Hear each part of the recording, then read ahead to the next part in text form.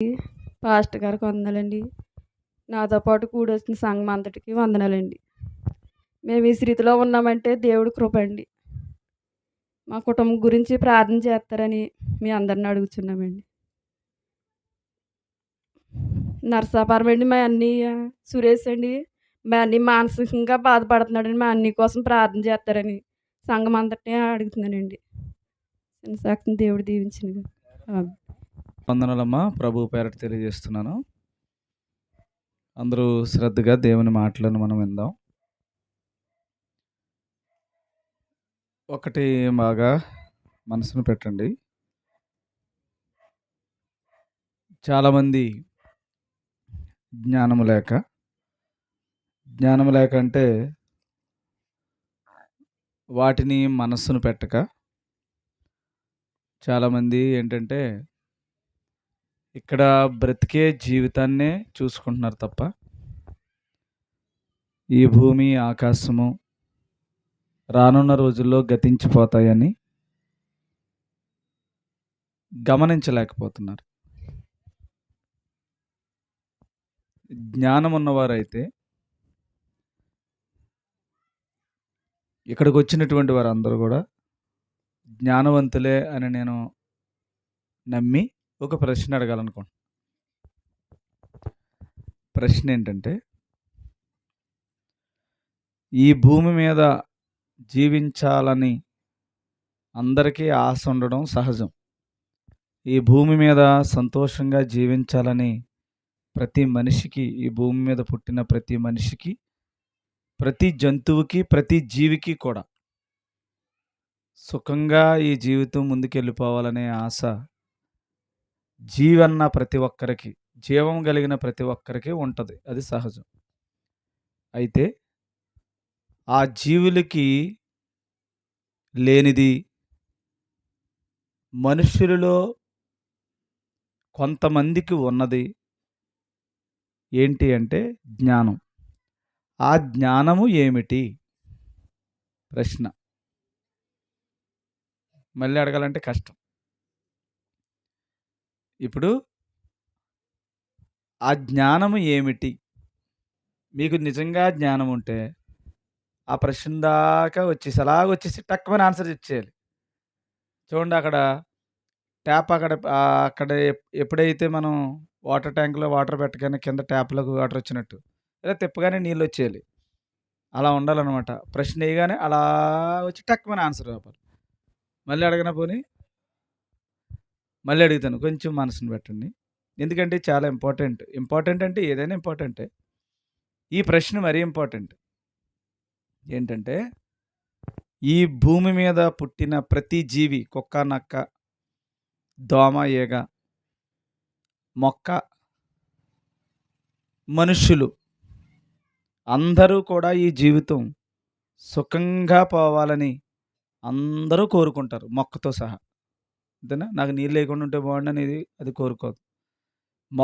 మనిషిలో ఉండేటువంటి జీవం ఏదైతే ఉందో ఆ మొక్కలో కూడా జీవం ఉంది. అందుకే చచ్చిపోయింది మొక్క అంటాం.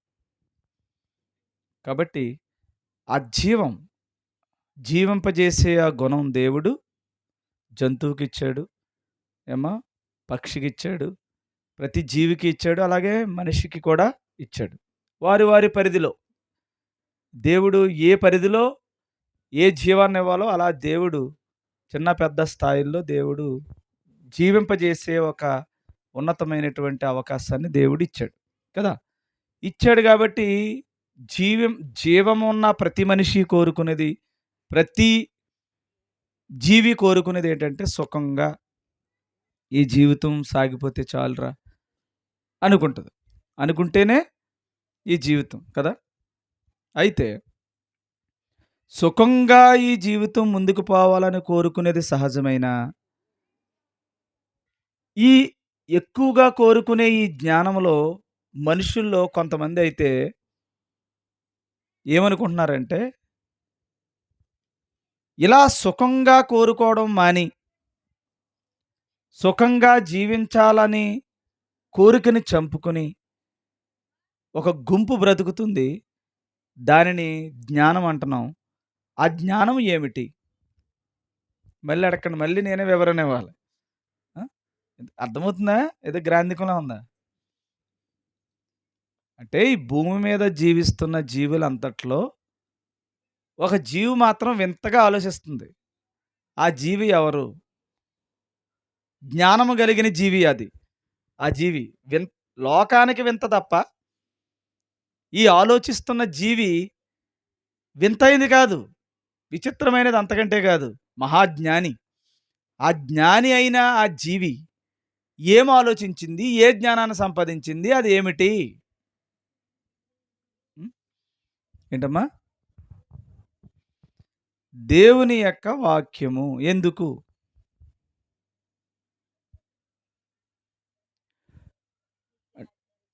నిత్య రాజ్యము అంటున్నారు. అమ్మా నిత్య రాజ్యము. నిత్య రాజ్యం అంటే మరి ఈ రాజ్యం నిత్యం ఉండదా? ఆంధ్ర రాజ్యము నిత్యం ఉండదు. భారత రాజ్యము నిత్యం ఉండదు.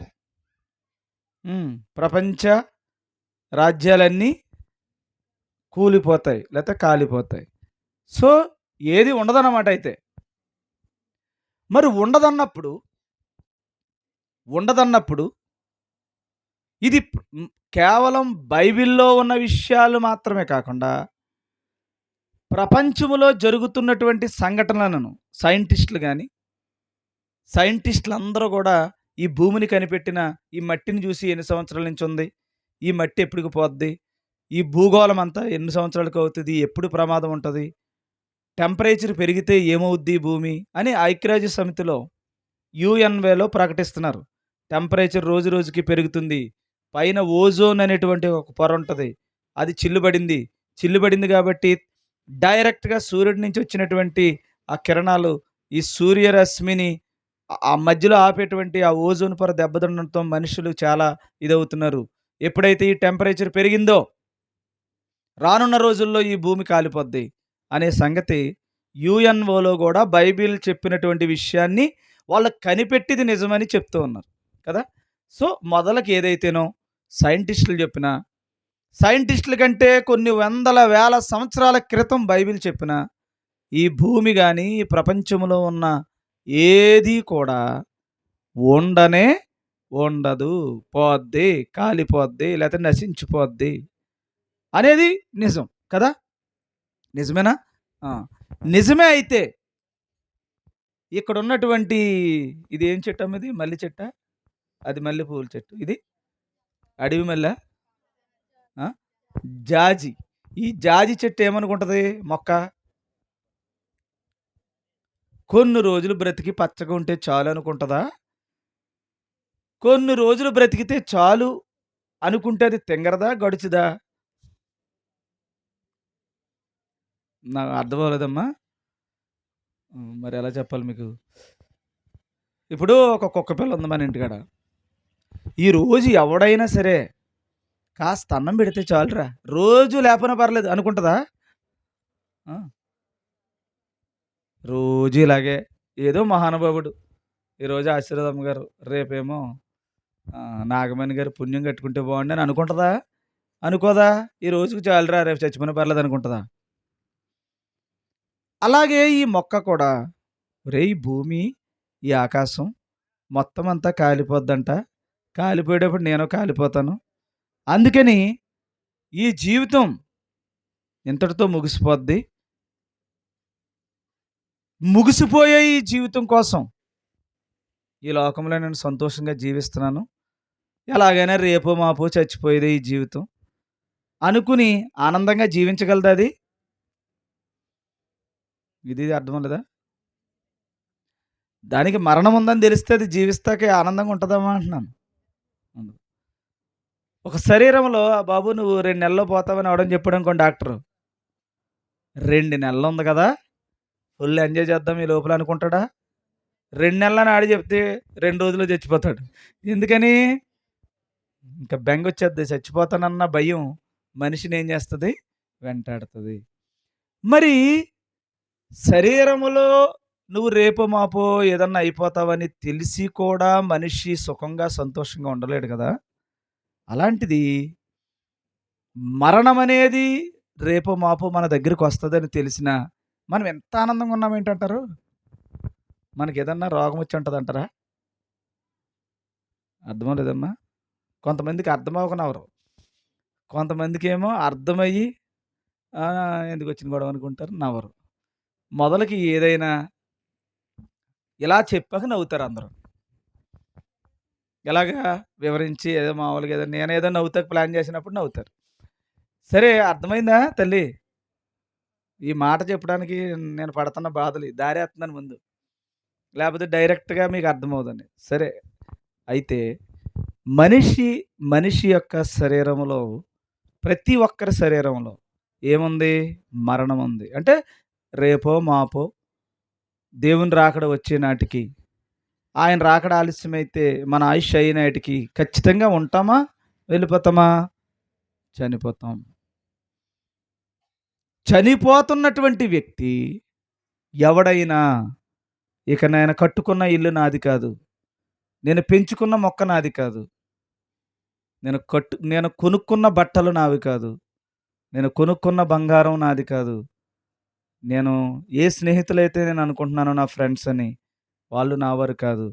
నా తల్లిదండ్రులు నా వారు కాదు. నా పిల్లలు నా వారు కాదు అనుకున్నప్పుడు ఎవ్వరైనా సంతోషంగా ఉండగలరా? ఏమ్మా? ఉంటున్న ఏకైక జీవి మనమే. ఏమ్మా? ఉంటున్న ఏకైక జీవి ఎవరన్నా ఉన్నారంటే మరణం ఉందని తెలుసు, రేపొద్దుట మనం ఉండమని తెలిసి కూడా ఆనందించేవాడిని మహా ఋషి అయ్యుండాలి, మహర్షి అయ్యుండాలి. అమ్మా! ఆ మహత్తు మనకు మాత్రమే దక్కింది. ఈ మొక్కకి ఆనందం లేదు. ఈ మొక్కకి ఆనందం లేదు. పదే, పదే, పదే, పదే ఆలోచిస్తుందట ఆ మొక్క. ఈ సృష్టిలో ఉన్న ప్రతీదీ ఘోషిస్తుందట. వేదన చెందుతుందంట. నాకెప్పుడు ఈ విడుదలొస్తది? ఎప్పుడు విడుదలొస్తది?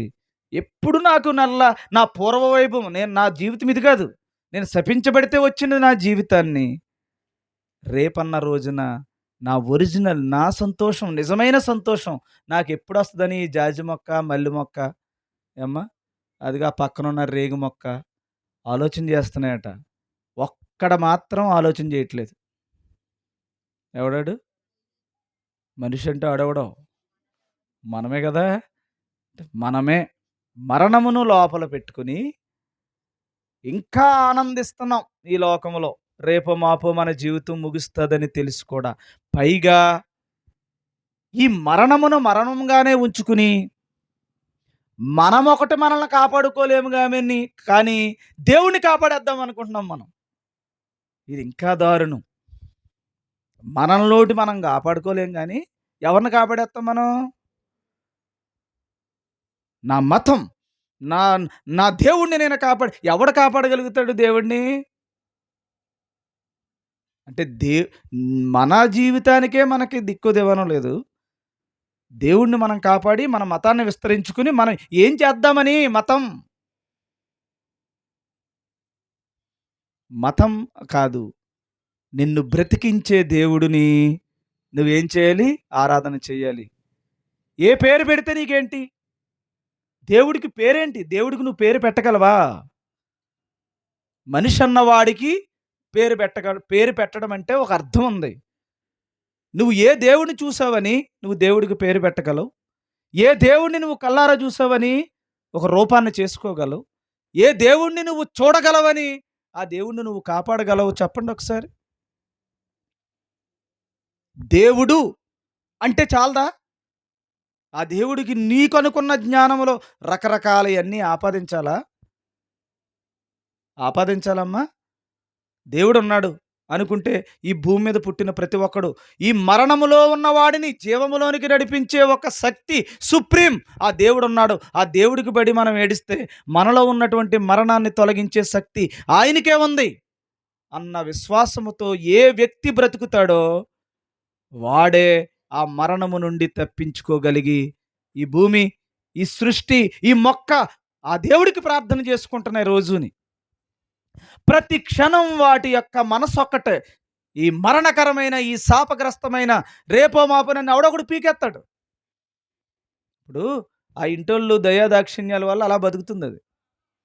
ఎవడికి ఏ బుద్ధి వస్తుందో ఇంట్లో వాళ్ళిద్దరు గొడవ పెట్టుకుంటే దీన్ని లాగేస్తారు, అదేంటో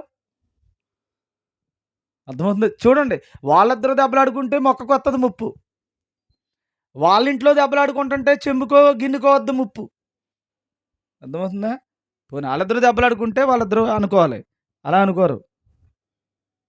ఇలాంటి మొక్కల మీద, అలాంటి వాటి మీద ప్రతాపాలు చూపిస్తుంది. వీటికి ఎప్పుడు ఓడతామో ఎప్పుడు పోతామో అనే భయంతో ఈ చెట్లు ఇవన్నీ జీవరాశులన్నీ కూడా ఒకప్పుడున్న జీవితం కోసం ఏడుస్తున్నాయి, ప్రతిరోజు ఘోషిస్తున్నాయి. వాటి కోసం ఎలాగ ప్రభువా ఆ జీవితం త్వరగా వచ్చేయాలని ఇవి నీ కోసం కూడా ప్రార్థన చేస్తున్నాయి. సృష్టి ఘోషిస్తుందట, తేరి చూస్తుందట. నేనేమి లేని మాటలు చెప్తలేదండి. అంతేకాదు ఇంకోటి చేస్తుంది. ఆకాశమా ఆలకింపు, భూమి చెవి ఎగ్గు. నేను నా పిల్లల్ని పెద్దవాళ్ళని చేసి పెంచి ఇంత చేశాను, నా మీదే తిరుగుబాటు చేస్తున్నారని ఎవడికి చెప్పుకుంటున్నాడు? అంటే వాటికి ఉన్న జ్ఞానం మనకు లేదనేనా?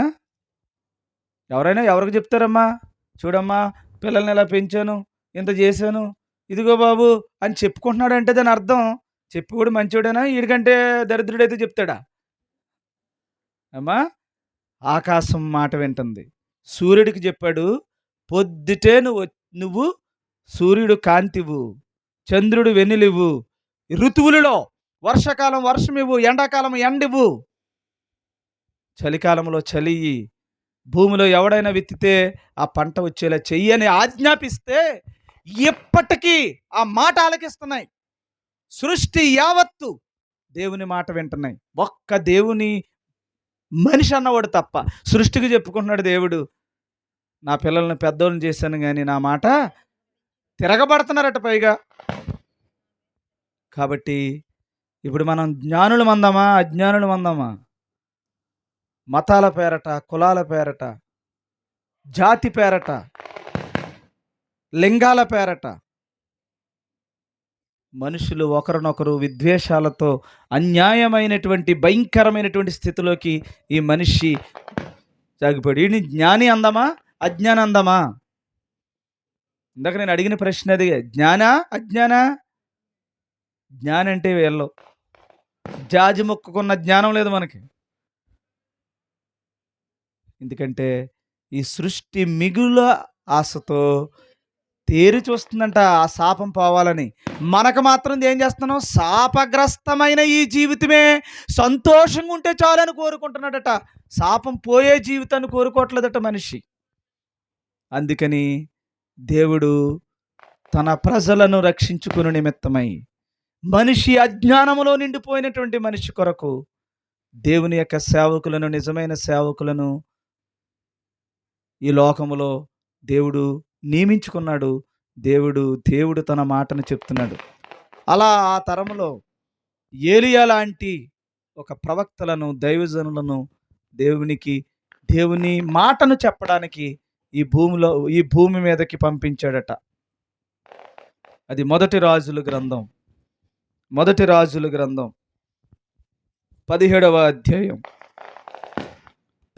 అధ్యాయం మొదటి నుండి చదువుదాం.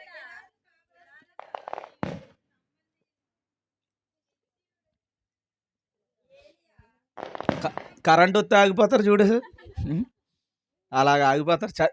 ఎత్తుకోవడం మాత్రం ముందు కచ్చిపేస్తారో ఏటో తెలియదు కానీ తక్కువని ఎత్తేసుకుంటారు, ఆగిపోతాం, అందరూ ఆగిపోతారు. చదవండి, ఆగిపోకండి. కాపురస్తుల సంబంధియును దివిసీయుడనైన ఏలియా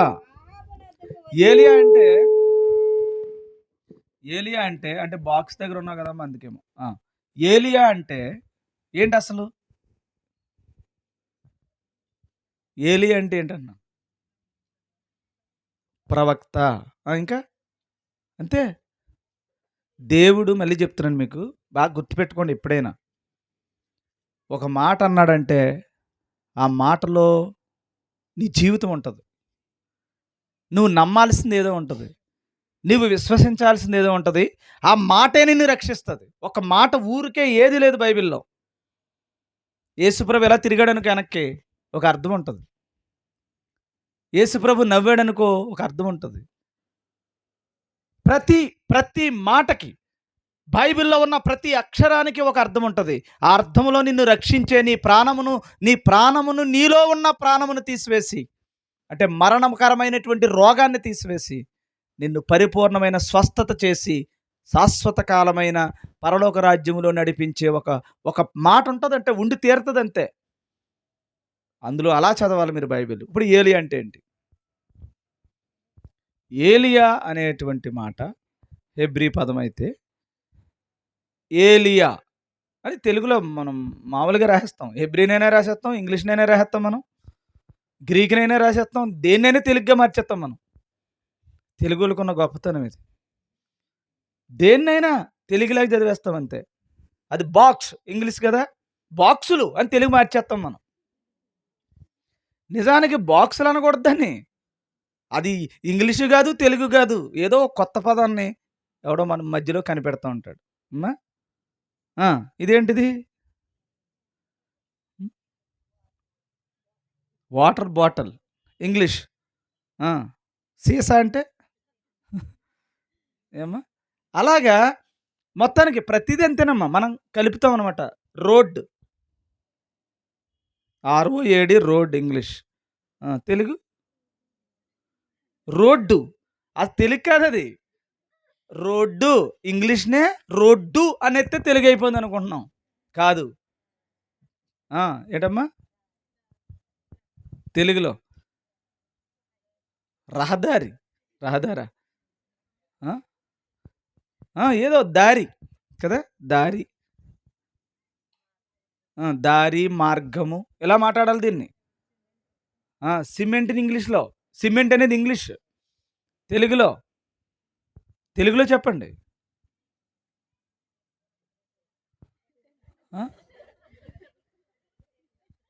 దీన్ని ఏమంటామంటే సున్నపు రాయితో వేయబడిన దారి అనాలి మనం. కంకరతో వేయబడిన దారి, తారుతో వేయబడిన దారి అనాలి.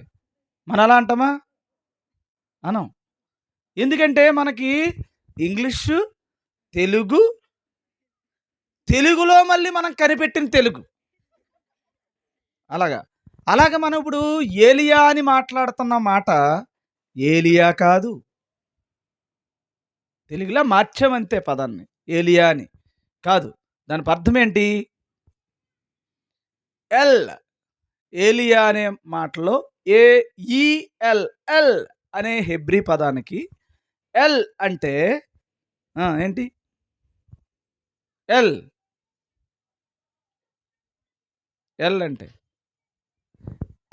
అంటే దేవుడు అని అర్థం. ఏమ్మా? యా అని వచ్చింది కదా, యా అనే మాట వచ్చింది కదా, యెహోవాయే నా దేవుడు అని చెప్తున్నాడు అనమాట పేరు. యెహోవాను దేవునిగా కలిగి ఉన్న ఒక వ్యక్తి పేరే ఏలియా. దేవుణ్ణి కలిగి ఉన్న ఒక వ్యక్తి ఈ భూమి మీద ఒక జ్ఞానవంతుడై ఒక విషయాన్ని చెప్తే, ఆ చెప్పినటువంటి వ్యక్తి మాట ఈ భూమి సృష్టి వింటది. దేవుణ్ణి యెహోవా అనే దేవుడుగా కలిగి ఉన్న ఒక వ్యక్తి మాట్లాడుతున్న మాటలు అని అర్థం. ఏమ్మా? చదవండి ఇప్పుడు. ఆహాబు నద్దకు వచ్చి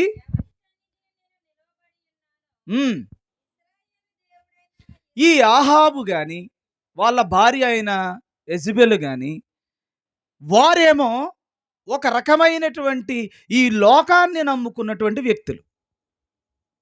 నా మాట అర్థమవుతుందమ్మా? మీకు అర్థం అవడానికి చెప్తున్నాను. దయచేసి కొంచెం ఈ మాటలు కొంచెం మీకు అర్థమైతే విషయం మీకు ఈజీగా అర్థమవుద్ది. ఒకటి, యెహోవానే దేవుడుగా కలిగి ఉన్నటువంటి వ్యక్తి, ఆయన మాటలు నమ్మి ఆయన వెనక నడిచేటువంటి వ్యక్తులు. ఇంకొకటి ఆహాబు, యెజబెలు అనేటువంటి వాళ్ళు లోక సంబంధమైనటువంటి ఆనందాలు, లోక సంబంధమైనటువంటి గొప్పలు, లోక సంబంధమైనటువంటి అన్నింటినీ నమ్ముకున్న, లోకాన్నే దేవుడిగా చేసుకున్న, లోకములో ఉన్న వాటినే దేవుడిని అనుకుంటున్నా. దేవుడు అనుకుంటే ఏంటి దేవుడు అంటే చెప్పండి? ఏమేమి దేవుడు అంటున్నాడు బైబిల్లో? మనిషి చేసుకున్న దేవుళ్ళు చెప్పండి. దేవుడు చేసిన దేవుళ్ళు దేవుడు దేవుడు అనే మాటలో ఇక్కడ యెహోవా అనే మాట యెహోవా అని కాదు, గుర్తుపెట్టుకోండి. మళ్ళీ యెహోవా అంటే బైబిల్ ఉంటాడు ఆ దేవుడేమో కాదు. యెహోవా అంటే బైబిల్లో ఉన్న దేవుడు అని కాదు అర్థం. యెహోవా అంటే యహ్వహ్ అని అర్థం. అంటే ఉన్నాడు, ఉన్నవాడు అని అర్థం. ఎవరైతే దేవుడిగా ఉన్నాడో ఆయనని. అప్పుడు ఆ దేవుడిగా ఉన్న దేవుడైతే నీకు అభ్యంతరం లేదు కదా.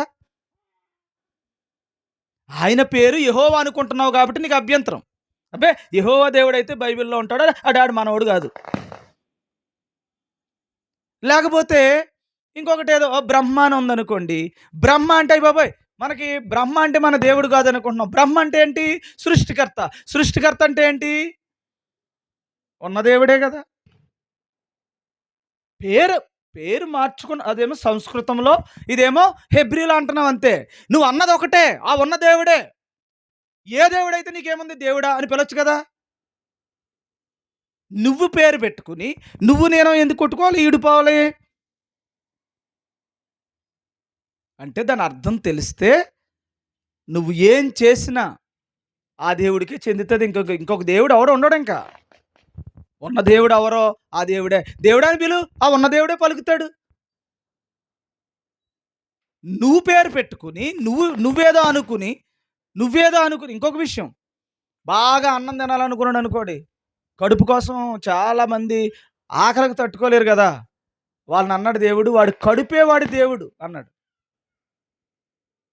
వాడి కడుపే వాడి దేవుడు. ఇప్పుడు దేవుడు ఎవరు మరి?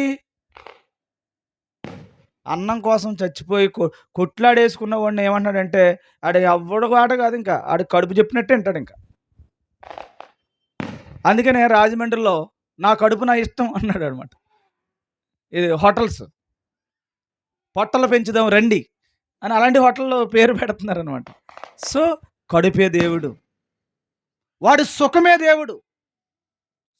సుఖాన్ని అనుభవించేవాడు సుఖమే దేవుడు. అడిగి ఆ సుఖం తప్ప ఇంకేముండదు. ఇంక ఆవిడ మాట అన్నాడు. ఇంకొకడు ఉంటాడు, ఎంతసేపు ఒకడిని ద్వేషించటమే, ఇంక రెండో పని ఉండదు ఇంకా. సరే, అలాగ మనిషి తను నమ్మేది ఏదైతే ఉందో ఆ నమ్మేదాన్నే దేవుడు అని బైబిల్ చెప్తుంది. కాబట్టి ఇక్కడ ఏలియా అంటే ఉన్న దేవుణ్ణి కలిగి ఉన్నవాడు. ఆ ఉన్న దేవుడు ఎవరు? ఆ దేవుణ్ణి కలిగి ఉన్నటువంటి ఒక స్వరూపం ఈ భూమి మీదకు పంపించేటట్టు దేవుడు. నా మాట జాగ్రత్తగా వినండి. ఇంకొకరు ఉన్నారు, ఆహాబ్ ఉన్నారు, యెజబెల్ ఉన్నారు, వాళ్ళు నమ్ముకున్నటువంటి రాజ్య ప్రజలు ఉన్నారు. వాళ్ళందరూ కూడా బయలు దేవతలను పూజిస్తూ ఉన్నారు. బయలు అంటే వాళ్ళు ఏర్పాటు చేసుకున్న దేవతలను. ఇప్పుడు చెప్పని చేశాడా, ఒకడు కడుపు దేవుడు, ఒకడేమో ఇంకొక దేవుడు, ఒకటి సంథింగ్ అలా ఏదో ఒకటి ఒక మనిషి నిర్మించుకున్నటువంటి దేవుళ్ళు. అయితే ఇక్కడ ఒక విషయం ఏంటంటే, ఏలియా వచ్చాడు ఆ ఊరికి. ఏలియా వచ్చిన తర్వాత అక్కడ ఒక సంఘటన వచ్చింది. ఏంటంటే ప్రజలందరూ కూడా ఆ ఊరిలో బ్రతుకుతున్నారు. ఫర్ ఎగ్జాంపుల్ పల్లకడిమి వచ్చారు అనుకుందాం. నా మాట కొంచెం అర్థం చేసుకోవడానికి ప్రయత్నం చేయండి. ఏలియా గారు పల్లకడిమి వచ్చారు. పోనీ నేను వచ్చానని చెప్దామంటే మీకు అభ్యంతరంగా ఉంటుందని చెప్పట్లేదు. ఏలియా గారు వచ్చారు అనుకోండి పల్లకడియం. వచ్చి ఇలాగా ఊరని తిరుగుతుంటే ఎవరి మట్టుకాలు ఏం చేస్తున్నారంటే, ఒకడేమో చేలో పనిలో పోతున్నాడు, ఇంకొకరేమో భోజనానికి పోతున్నారు, ఇంకొకరేమో ఈ లోకాన్ని ప్రేమిస్తూ ఎవడకున్న ఆనందాన్ని వాడు ఎంజాయ్ చేస్తున్నాడు. ఆ ఊరిలో ఎంజాయ్ చేస్తున్నాడు. ప్రతి ఒక్కడు ఎంజాయ్ చేస్తున్నాడు. ఒక స్టూడెంట్ లైఫ్లో స్టూడెంట్ ఎంజాయ్ చేస్తున్నాడు. ఇంటి దగ్గర ఉన్నవాడు ఇంటి దగ్గర ఎంజాయ్ చేస్తున్నాడు టీవీ చూస్తూ. పనిలోకి వెళ్ళినవాడు పనుల దగ్గర ఎంజాయ్ చేస్తున్నాడు. ఎవడ వేలో వాడు ఎంజాయ్ చేస్తున్నాడు తప్ప ఎవడు కూడా జ్ఞానవంతుడిగా లేడు. జ్ఞానం లేదు. ఇందా చెప్పని చూసారా, ముందు చెప్పిన ఇంట్రడక్షన్ అంతా. ఈ చెట్టుకి జ్ఞానం ఏముంది? జ్ఞానం ఉంది కనుక దీని నుంచి విడుదల కావాలని కోరుకుంటుంది. ఎందుకంటే ముందు తన బ్రతుకది కాదు, దానికి ఎప్పటికీ చావు లేదు. ఎవడన్నా వచ్చి వేరులతో అలా పీకేసినా మళ్ళీ బ్రతుకుద్ది. అది దానికి చావు లేదు. ఆ చెట్టుకి ఇప్పుడు చావు ఉంది, దానికి ఉందా లేదా? దానికి ఎవడన్నా వేర్లతో పీకేస్తే చచ్చిపోద్ది. రేపొద్దున నువ్వు వేరులతో పీకేసినా సరే శాపము లేకపోతే ఆ చెట్టు ఎప్పటికీ చావదు. ఇప్పుడు కూడా కొన్ని చెట్లు చావు. ఇప్పుడు కూడా కొన్ని చెట్లు ఉంటాయి. ఫర్ ఎగ్జాంపుల్ ఉంటాయి మా ఆయుర్వేదంలో, దాన్ని ఏదో అంటారు ఓ చెట్టు. ఎక్కడేసినా సరే అది అలాగా ఎక్కడ మట్టి ఉందో అక్కడ దాకా పోద్ది, అది పోయి మొత్తానికి వెళ్తుంది. దాన్ని ఏదో అంటారు అమ్మా, పుదీనానా? ఏమో నేను ఎప్పుడు వేయలేదు. పుదీనా బతుకుద్ది అలాగా. ఆహా, పుదీనా కాకుండా ఇంకోటి ఏమి ఉంటాయి, చాలా పలచగా ఉంటుంది, హార్ట్ షేప్లో ఉంటుంది ఆకు, అది ఏమ్మా? వామా? కాదు కాదు, ఏదో దాని పేరు ఉంది. సరేలేండి, టైం లేదు మనకి, ఇప్పటికే లేట్ అయింది. అలాగా ఈ చెట్టుకి ఏముంది ఇప్పుడు? మరణం ఉంది. దాని ప్రార్థన ఏంటో తెలుసా? నా మరణం పోవాలి, నా ముందు స్థితి రావాలి, మరణం పోవాలి, ముందు స్థితి రావాలి, నేను ఎప్పటికీ చచ్చిపోలేని నాకు జీవితం కావాలన్న ఒక ఘోష తప్ప ఇంకొకటి లేదు దానికి. ఎవరికి? ఆ చెట్టుకి. మనిషికి ఉందా అది? మనిషికి ఉందా? మనిషికి పొద్దున్న లేస్తే టిఫిన్ ఎక్కడ చేయాలి? పొద్దుట లేస్తే ఎక్కడికి వెళ్ళాలి? ఏ చీర కట్టుకోవాలి? ఏ సీరియల్ చూడాలి? ఒకరేమో కార్తీక దీపం, ఒకరేమో పిన్ని. ఇప్పుడు ఎవరి ఇష్టాలు వాళ్ళు ఎన్నుకుంటే ఎంత సంతోషంగా ఉంటున్నారు చూడండి. అర్థమవుతుందా మీకు? సంతోషం లేకపోతే సంతోషం పెట్టుకుని మళ్ళీ సంతోషిస్తున్నాం మనం. ఎక్కడ సంతోషం ఉందో అక్కడ వెతుక్కుంటున్నాం. నలుగురు దగ్గర ఎక్కడ సంతోషం ఉందో అక్కడ ఉంటున్నాం. నలుగురు టీవీలో సంతోషం ఉందంటే టీవీ దగ్గరికి వెళ్తున్నాం. ఎక్కడ నలుగురు దగ్గర ఆనందం ఉంటుందో, కోలాహలం ఉంటుందో, ఆనందం ఉంటుందో, సంతోషం ఉంటుందో, మనిషి ఎంజాయ్ చేయడానికి ఏది అవసరమో అవన్నీ వెతుక్కున్నాడు తప్ప మనిషి ఈ చెట్టుకున్న జ్ఞానం మనిషికి లేదు అనుకుంటున్నారు. ఇదిగో ఈ దేవుడిని నేను నమ్ముతున్నాను కాబట్టి, ఈ దేవుడు నాకు ఈ రోజున నా కూతురు పెళ్లి చేశాడు. ఈ దేవుడిని నమ్ముతున్నాను కాబట్టి ఈ డబ్బులు వచ్చాయి. ఈ దేవుడిని నమ్ముకున్నాను కాబట్టి ఇల్లు కట్టుకున్నాను. దేవుడిని నమ్ముకున్నాను కాబట్టి నాకు ఒంట్లో ఏ ఆరోగ్యం అంతా బాగుంది. దేవుడిని నమ్ముకున్నాను కాబట్టి నాకు ఇదంతా జరుగుతుంది అనుకుంటున్నాడు మనిషి. అనుకుంటున్నాడండి, అలాగే కదా. ఏది నమ్మితేనే వదిలేండి. యేసు ప్రభుని నమ్ముకున్నారు అనుకోండి, యేసు ప్రభు నాకు ఈ మంచి చేశాడు అనుకుంటున్నారు. లేదు, ఇంకొక వెంకటేశ్వర స్వామి గారిని నమ్ముకున్నారు అనుకోండి, ఆయన నాకు మేలు చేశాడు అనుకుంటున్నారు. ఇంకొకరు ఏమనుకుంటున్నారు? కృష్ణుడు మేలు చేశాడు అనుకుంటున్నారు. ఇంకొకరు ఏమో విష్ణు మేలు చేశాడు అనుకుంటున్నారు. ఇంకొక అయ్యప్ప స్వామి మేలు చేశాడు లేకపోతే ఇంకొకటి అల్లా మేలు చేశాడు అనుకుంటున్నారు. లేదా ఇంకొకటి ఎవరో గురునాథ్ చేశాడు అనుకుంటున్నారు. ఇలా ఎవరు నమ్మిన దాన్ని వాళ్ళే నాకు ఈ మేలు చేశాడు అనుకుంటున్నారు. ఎవరి మట్టుకాలు అదే అనుకుంటున్నారు. ఎవరి మట్టుకాలకే దేవుని దయ వల్ల మహాకృపను బట్టి ఇలాగా నాకు అన్నీ జరుగుతున్నాయి అనుకుంటున్నారు. జీవితంలో సంతోషిస్తున్నారు, అలాగ ముందుకెళ్ళిపోతున్నారు. కానీ ఒక్కటి మాత్రం ఆలోచించట్లేదు. ఎవరు దీవించారని, ఎవరి వల్ల నాకు ఇదంతా కలిగిందని ఏ మనిషి అయితే అనుకుంటున్నాడో, ఏ మతంలో ఉన్నా, ఏ జాతిలో ఉన్నా, ఏ దేశంలో ఉన్నా ఆ మనిషి అనుకుంటున్నాడే కానీ ఈ జీవితానికి ముగింపు ఉంది, చచ్చిపోతాను, నేను ఒకరోజు చచ్చిపోతాను, చచ్చిపోకుండా నన్ను బ్రతికించే దేవుడు ఎవరన్నా ఉన్నారా అని మాత్రం మనిషి ఆలోచించుకోవట్లేదు. మనిషికి ఏది ఆలోచన రావట్లేదంటే, చావేనా? చావులో కూడా ఇంత ఆనందమా నీకు? బాధలో రేపమాపో మనం 70కో 80కో ఎంతో మందిని మనం తీసుకెళ్ళిపోతున్నాం శ్మశానానికి. తీసుకెళ్ళిపోతుంటే ఈ జీవితం ఏట్రా ఎండ అయిపోతుంది, ఎండ అయిపోయి జీవితం ఏట్రా ఆనందిస్తున్నాం మనం. ఎండ లేని జీవితాన్ని మనకి ఇవ్వగలిగేది ఎవరున్నారా అని ఆలోచించేటువంటి మనస్తత్వం మనకి రావట్లేదు. మరి యేసయ్యను నమ్ముకున్నా, యెహోవాని నమ్ముకున్నా, లేదా ఇంకొకరు నమ్ముకున్నా అందరికీ లోట్లు, ఇబ్బందులు అన్నీ తీరిపోతున్నాయి కదా. యేసు ప్రభువుని నమ్ముకోలేని వాళ్ళందరికీ ఇబ్బందులు వచ్చలేదు కదా. యేసు ప్రభువుని నమ్ముకున్న వాళ్ళందరికీ ఇబ్బందులు వచ్చి, యేసు ప్రభువుని నమ్మలేని వాళ్ళందరికీ మంచి జరుగుతుంటే, ఓహో ఈయనే దేవుడు అనే విషయం మనకు తెలియాలి.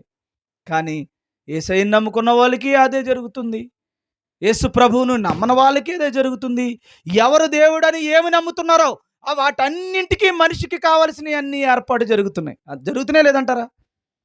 జరుగుతున్నాయి. మరి ఇక్కడ ఆలోచించాలి కదా మనిషి, ఇదేంట్రా యేసయ్యను నమ్ముకున్న వాళ్ళకి జరుగుతున్నాయి, ఇక్కడ మనం ఏది నమ్ముకున్నా ఇది జరుగుతుంది, ఇదేంటి వాళ్ళకే దేవుడు ఉన్నాడు మనకే దేవుడు ఉన్నాడు అంటే ఇంతమంది దేవుళ్ళు ఉంటారా? ఒకడు అనుకుంటున్నాడు అసలు దేవుడే లేడు, ఆ దేవుడు లేడు, ఈ దేవుడు లేడు, మొత్తం దేవుడే లేడురా, దేవుడు అన్న వాళ్ళు పిచ్చోళ్ళరా అన్నవాడు కూడా ఆడికి కూడా జరుగుతుందా? వాడికి జరుగుతుంది. లేడన్నవాడు కూడా పోషింపబడుతున్నాడు. లేడన్నవాడు కూడా డబ్బు సంపాదిస్తున్నాడు. లేడన్నవాడు కూడా అంత హ్యాపీగా ఉన్నాడు. మరి పోనీ ఉన్నా అన్న యేసయ్య ఉన్నాడు కాబట్టి ఆయన దీవెంతున్నాడు. నా దేవుడు అనుకున్నాను కాబట్టి నన్ను దీవెంతున్నాడు. అసలు లేనన్న వాడిని దీవిస్తున్నవాడు అవడు ఆలోచించాలండి. కిందన్నవాడు అందరికంటే ఇంచుమించుగా చాలా ఎక్కువ మంది ఉన్నారు దేవుడు లేడన్న వాళ్ళు. ఆల్మోస్ట్ సైంటిస్టులు అందరూ దేవుడు లేనన్న వాళ్ళే. దేవుడు లేడన్నందుకే మేము ఇంత పెద్దలు ఏమంటున్నారు వాళ్ళు. అప్పుడేం చెప్తారు? అర్థమవుతుందా? స్టీఫెన్ హాకింగ్ ఎవరు ఉన్నారు, ఆయన ఇంగ్లాండ్ సంబంధించి. దేవుడు లేడంటున్నాడు. ఆడు అంత మామూలు డబ్బులు రావట్లేదు ఆడికి. మామూలు డబ్బులు కాదు అసలు, లక్షల కోట్లు మామూలు కాదు. అలా చైర్లో కూర్చుంటూ వచ్చేస్తున్నాయి డబ్బు ఆయనకి. దేవుడు లేడన్నాడు. మరి ఇప్పుడు అతను దేవుడు లేడన్నంతకు అంత ఉన్నవాడు అయిపోతున్నాడా? ఒక్కటే మీరు ఆలోచన చేసుకోండి. దేవుడు లేడన్నవాడు బాగుంటున్నాడు. దేవుడు ఏ పేరు పెట్టి పిలిచినా, ఏది దేవుడని పిలిచినా వాడు బాగుంటున్నాడు. దేవుడు లేడన్నవాడు, దేవుడు ఉన్నాడన్నవాడు, యేసయ్యను నమ్ముకున్నవాడు, నమ్మలేనివాడు, యేసయ్యను తిడుతున్నవాళ్ళు, యేసయ్యను ప్రకటిస్తున్నవాడిని చంపుతున్నవాడు కూడా బిర్యానీ తింటున్నాడు. అరే ఏంట్రా అనే ఆలోచన మనిషికి లేదు. ఎందుకంటే నేను చెప్తున్నాను ఆన్సర్. నువ్వు ఎవరిని పెట్టినా, ఏమని పిలిచినా నిన్ను కన్న దేవుడు ఒక్కడే. ఆయన పేరే యెహోవా. యెహోవా అంటే ఉన్న దేవుడు అని అర్థం. ఆ ఉన్న దేవుడు ఎవరైతే ఉన్నారో, ఈ భూమి మీద జీవిగా చెట్టుకి కూడా దేవుడు, భూమికి కూడా దేవుడు, ఈ భూమి మీద ఉన్న గాలికి దేవుడు, సముద్రానికి దేవుడు, సమస్తం అన్నింటికీ దేవుడైన యెహోవా నువ్వు ఎందులో ఉన్నా, ఏ మూల ఉన్నా, నువ్వు ఉన్నావని లేకపోయినా దేవుడు అందరినీ పోషిస్తున్నాడు. నువ్వు ఏ పేరటి పిలిచినా పిలిచే దేవుడు, పలికే దేవుడు ఆయనే. ఇంకా ఆయన తప్ప ఈ సృష్టిలో ఏమీ లేదు. నువ్వు పేర్లు మార్చుకున్నావు అంతే. ఏమా వాటర్ బాటిల్ దేవుడని నమ్మినా నాకు మంచి జరుగుద్ది. ఎందుకంటే ఈ భూమి మీద పుట్టిన ప్రతి మనిషిని పోషించే బాధ్యత ఎవరు తీసుకున్నారు? నిన్ను కన్న దేవుడే తీసుకున్నాడు. ఏమా ఒక ఇంట్లో ఇద్దరు కొడుకులు ఉంటారు. ఒకడు తండ్రి మాట అంటాడు, ఒకడు తండ్రి మాట అండు. తండ్రి మాట వినలేదు కదా అని ఆడికి ఏమన్నా ఇవ్వకుండా ఉంటాడా? ఒక విధంగా చెప్పాలంటే వాడే 2 ముక్కలు ఎక్కువ తింటాడు. పెద్దోడు కొద్దిగా బాగా మాట వినేవాడు, సరే ఆడికి ఉందో లేదోరా బాబు ఎందుకు వచ్చిన గొడవ అని వీడు తగ్గించుకుని బ్రతుకుతాడు. మూర్ఖంగా బ్రతికినటువంటి వాడు ఏరా నాన్న అంటాడు. ఆ కుర్రాడు తండ్రి మాట వినడు, అమ్మ మాట వినడు, ఎవడో మాట వినడు. వినకుండా ఇంటికి వచ్చేయమంటాడు తెలుసా? ఎందుకు లేదు అంటాడు. అరే వీళ్ళు నీది కదరా, పోరాతలు కన్నా అనుకో, మీరే బాగుండే నాది ఇల్లు అంటాడు. అర్థమవుతుందా? అందుకని ఆడికి హక్కు ఏంట్రా అంటే అన్నింటికి వెళ్ళి అంటాడు. ఎందుకంటే ఇది మా బాబు అని తెలుసు, మా అమ్మ అని తెలుసు కాబట్టి ఆడు ఏమంటాడు? నాది ఇల్లు అంటాడు అంతే. పోతే మీరు బాగుండి అంటాడు. అన్నం పెట్టనరా నీకు అన్నారు అనుకోండి, ఆ ఉడట్టడో చూసుకుంటానని ఆడే తోడుకుని తినేస్తాడు. చూసారా? ఎందుకని ఆడికి హక్కు ఎక్కడొచ్చింది? మా నాన్న మా అమ్మ అనేది ఏదో ఉంటుంది మూర్ఖమైన. అప్పుడు అమ్మ ఏమవుతుందో వండుతూ మానేద్దా? వండడం మానేదు, అన్నీ ఇస్తుంది. ఎందుకు ఇస్తుంది? కన్న పాపానికి. ఎందుకు ఇస్తుంది? నువ్వు కొడుకువైన పాపానికి నాన్న ఇస్తున్నాడు. వస్తాడు, వచ్చాడాడు అంటాడు, అలా పోతే బానే, ఆడు పాడాల్సింది పాడే, ఆడికి ఇవ్వాల్సిన 2 కొంచెం ఇచ్చే పోనీ అలా బతుకుతాడు అంటాడు. కానీ ఇత్త మానేస్తాడా? సేమ్ దేవుడు కూడా తిరుగుబాటు చేస్తున్నా పోషిస్తున్నాడు, తిరుగుబాటు చేస్తున్నా పోషిస్తున్నాడు. నువ్వు దేవుడు కాదన్నా పోషిస్తున్నాడు, నువ్వు మా నాన్నవా అన్నా పోషిస్తున్నాడు. అందరినీ ఈ భూమి మీద పుట్టిన దేవుడు లేడన్నవాడిని పోషిస్తున్నాడు. ఏది పెడితే అది దేవుడు అన్నవాడిని నమ్ముతున్నాడు. అందరికీ అన్నం పెడుతున్నాడండి. చప్పట్లు కొట్టి దేవుని నామమున ప్రేమించు. ఆ పెట్టే దేవుడి పేరే ఉన్న దేవుడు.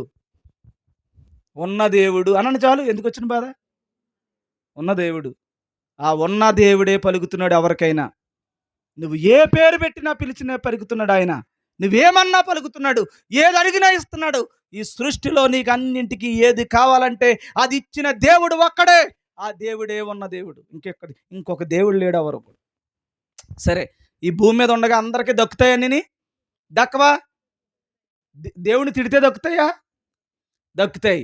కొడితే దక్కుతాయా? ఏం చేసినా నిన్ను కన్న పాపానికి నీకు అన్నీ ఇస్తాడు. అయితే ఇక్కడ మీరు గమనించండి, ఆ దేవుడు ఏ దేవుడైతే ఇస్తున్నాడో ఆ దేవుడు నీకు ఇంకొకటి ఇవ్వాలని ఆశపడుతున్నాడు. అదేంటంటే నీ మీద నీలో మరణం ఉంది. ఆ మరణమును తీసివేసి దేవుడికున్న దేవుడికున్నటువంటి శాశ్వత జీవితాన్ని నీకు ఇవ్వాలనుకుంటున్నాడు. తండ్రి శాశ్వతం, కొడుకు ఎలాగున్నాడు? చచ్చిపోయేలాగున్నాడు. చచ్చిపోయిన నా కొడుకు కాదు, ఎప్పటికీ బ్రతికుండే కొడుకుగా చేసుకోవాలనేది దేవుని యొక్క ఉద్దేశం. సరేనా తల్లి? నా మాటలు అర్థమవుతున్నాయి కదా? అప్పుడు యేసు ప్రభు తండ్రి అయినటువంటి దేవుడు ఈ సృష్టి సంబంధమైన ప్రతి దానిని మన పోలిక చెప్పున మన స్వరూపమందు నరులను చేద్దుము అన్నాడా? చేద్దామని అందరినీ చేశాడు. కానీ సరే నా మాట వినండి, ఇలాంటి పరిస్థితుల మధ్యన సీరియల్ చూసి ఎంజాయ్ చేస్తున్నాడు ఒకడు, సినిమాకి వెళ్ళి ఎంజాయ్ చేస్తున్నాడు ఒకడు, బూతులాడుతూ ఎంజాయ్ చేస్తున్నాడు ఒకడు, జబర్దస్త్ చూస్తున్నాడు ఒకడు, సీరియల్ చూస్తున్నాడు ఒకడు, బట్టలు కొనుక్కున్నాడు ఒకడు. ఇలాగ ఎవడబడితే వాడు ఆనందిస్తూ సంతోషిస్తూ ఈ లోకాన్ని అలాగే ఎంజాయ్ చేస్తున్నాడు అన్నమాట దేవుడు. ఈ లోకంలో ఉండేటువంటి మనిషి, ఎంజాయ్ చేస్తున్న మనిషి దేవుడి దగ్గరికి రావాలంటే, దేవుడి వైపు తిరగాలంటే దేవుడికి ఉన్నటువంటి ఒకే ఒక దారి ఏంటంటే, ఆ దారి ఒక సేవకుడిని ఆ ఊరికి పంపించాడు. ఆయన పేరు యెహోవా అనే దేవునిగా కలిగి ఉన్నటువంటి ఒక ప్రవక్తను అక్కడికి పంపించాడు. ప్రవక్త అంటే ఏంటి? దేవుడు ఏది చెప్పాడో అది చెప్పేవాడు అని అర్థం, సొంతంగా చెప్పేవాడు కాదని అర్థం ప్రవక్త అంటే. సరే వచ్చాడమ్మ ఊరిలోకి, పలకడి వచ్చాడు. రాగానే ఆ చెట్టు కింద, చెట్టు ఉంది ఊర్లోని, చెట్టు కింద మెట్టు మీద ఒక 6-7 కూర్చుని ఉన్నారు. అలా వచ్చాడు ఏలియా. వస్తే ఎవడ మట్టికాడు తిని తాగి సుఖిస్తూ సంతోషంగా ఎవడకొచ్చిన జీవితాన్ని బతుకుతూ ఉన్నారు అందరూ. చేలోకి వెళ్తున్న వాళ్ళు, కూరపాలలోకి వెళ్తున్న వాళ్ళు, పని చేస్తున్నవారు, స్టూడెంట్, ఎక్కడ చూసినా హ్యాపీ, వాళ్ళకి ఇష్టం వచ్చినట్టు బతుకుతున్నారు. అన్నీ ఉన్నాయి, ఏ లోటు లేదు. ఇక సేవకుడు దిక్కువచ్చి ఏం చేయడంటే, స్టోరీ కింద చెప్పేస్తున్నాను రాజుల మొదటి రాజుల గ్రంథం 17వ అధ్యాయం 18వ అధ్యాయంలో ఇదంతా ఉంటుంది. నేను చెప్పిందంతా అందులో ఉంటుంది. సరే ఒక పక్కకు వచ్చి ఏం చెప్పాడంటే, వీళ్ళకి సుఖం ఎక్కువైపోయింది, వీళ్ళకి ఆనందాలు ఎక్కువైపోయాయి. ఎందులో నుంచి వచ్చాయి ఈ ఆనందాలు? భోగాల నుంచి. ఎందుకు వచ్చాయంటే వీళ్ళకి అన్నీ దొరుకుతున్నాయి కాబట్టి ఎవడ మట్టుకాడి దేవుడు అంటే లెక్క లేకుండా పోతుంది వీళ్ళకని ఏం చేశాడంటే, సూర్యుడితో చెప్పాడు, సూర్యుడు ఆగలగా అన్నాడు. నేను ఆ మాట అర్థమవుతున్నా తల్లి? దేవుని ఆజ్ఞను పట్టుకుని చెప్తున్నాడు. అన్నీ దేవుడు చెప్పినట్టే చేస్తున్నాడు.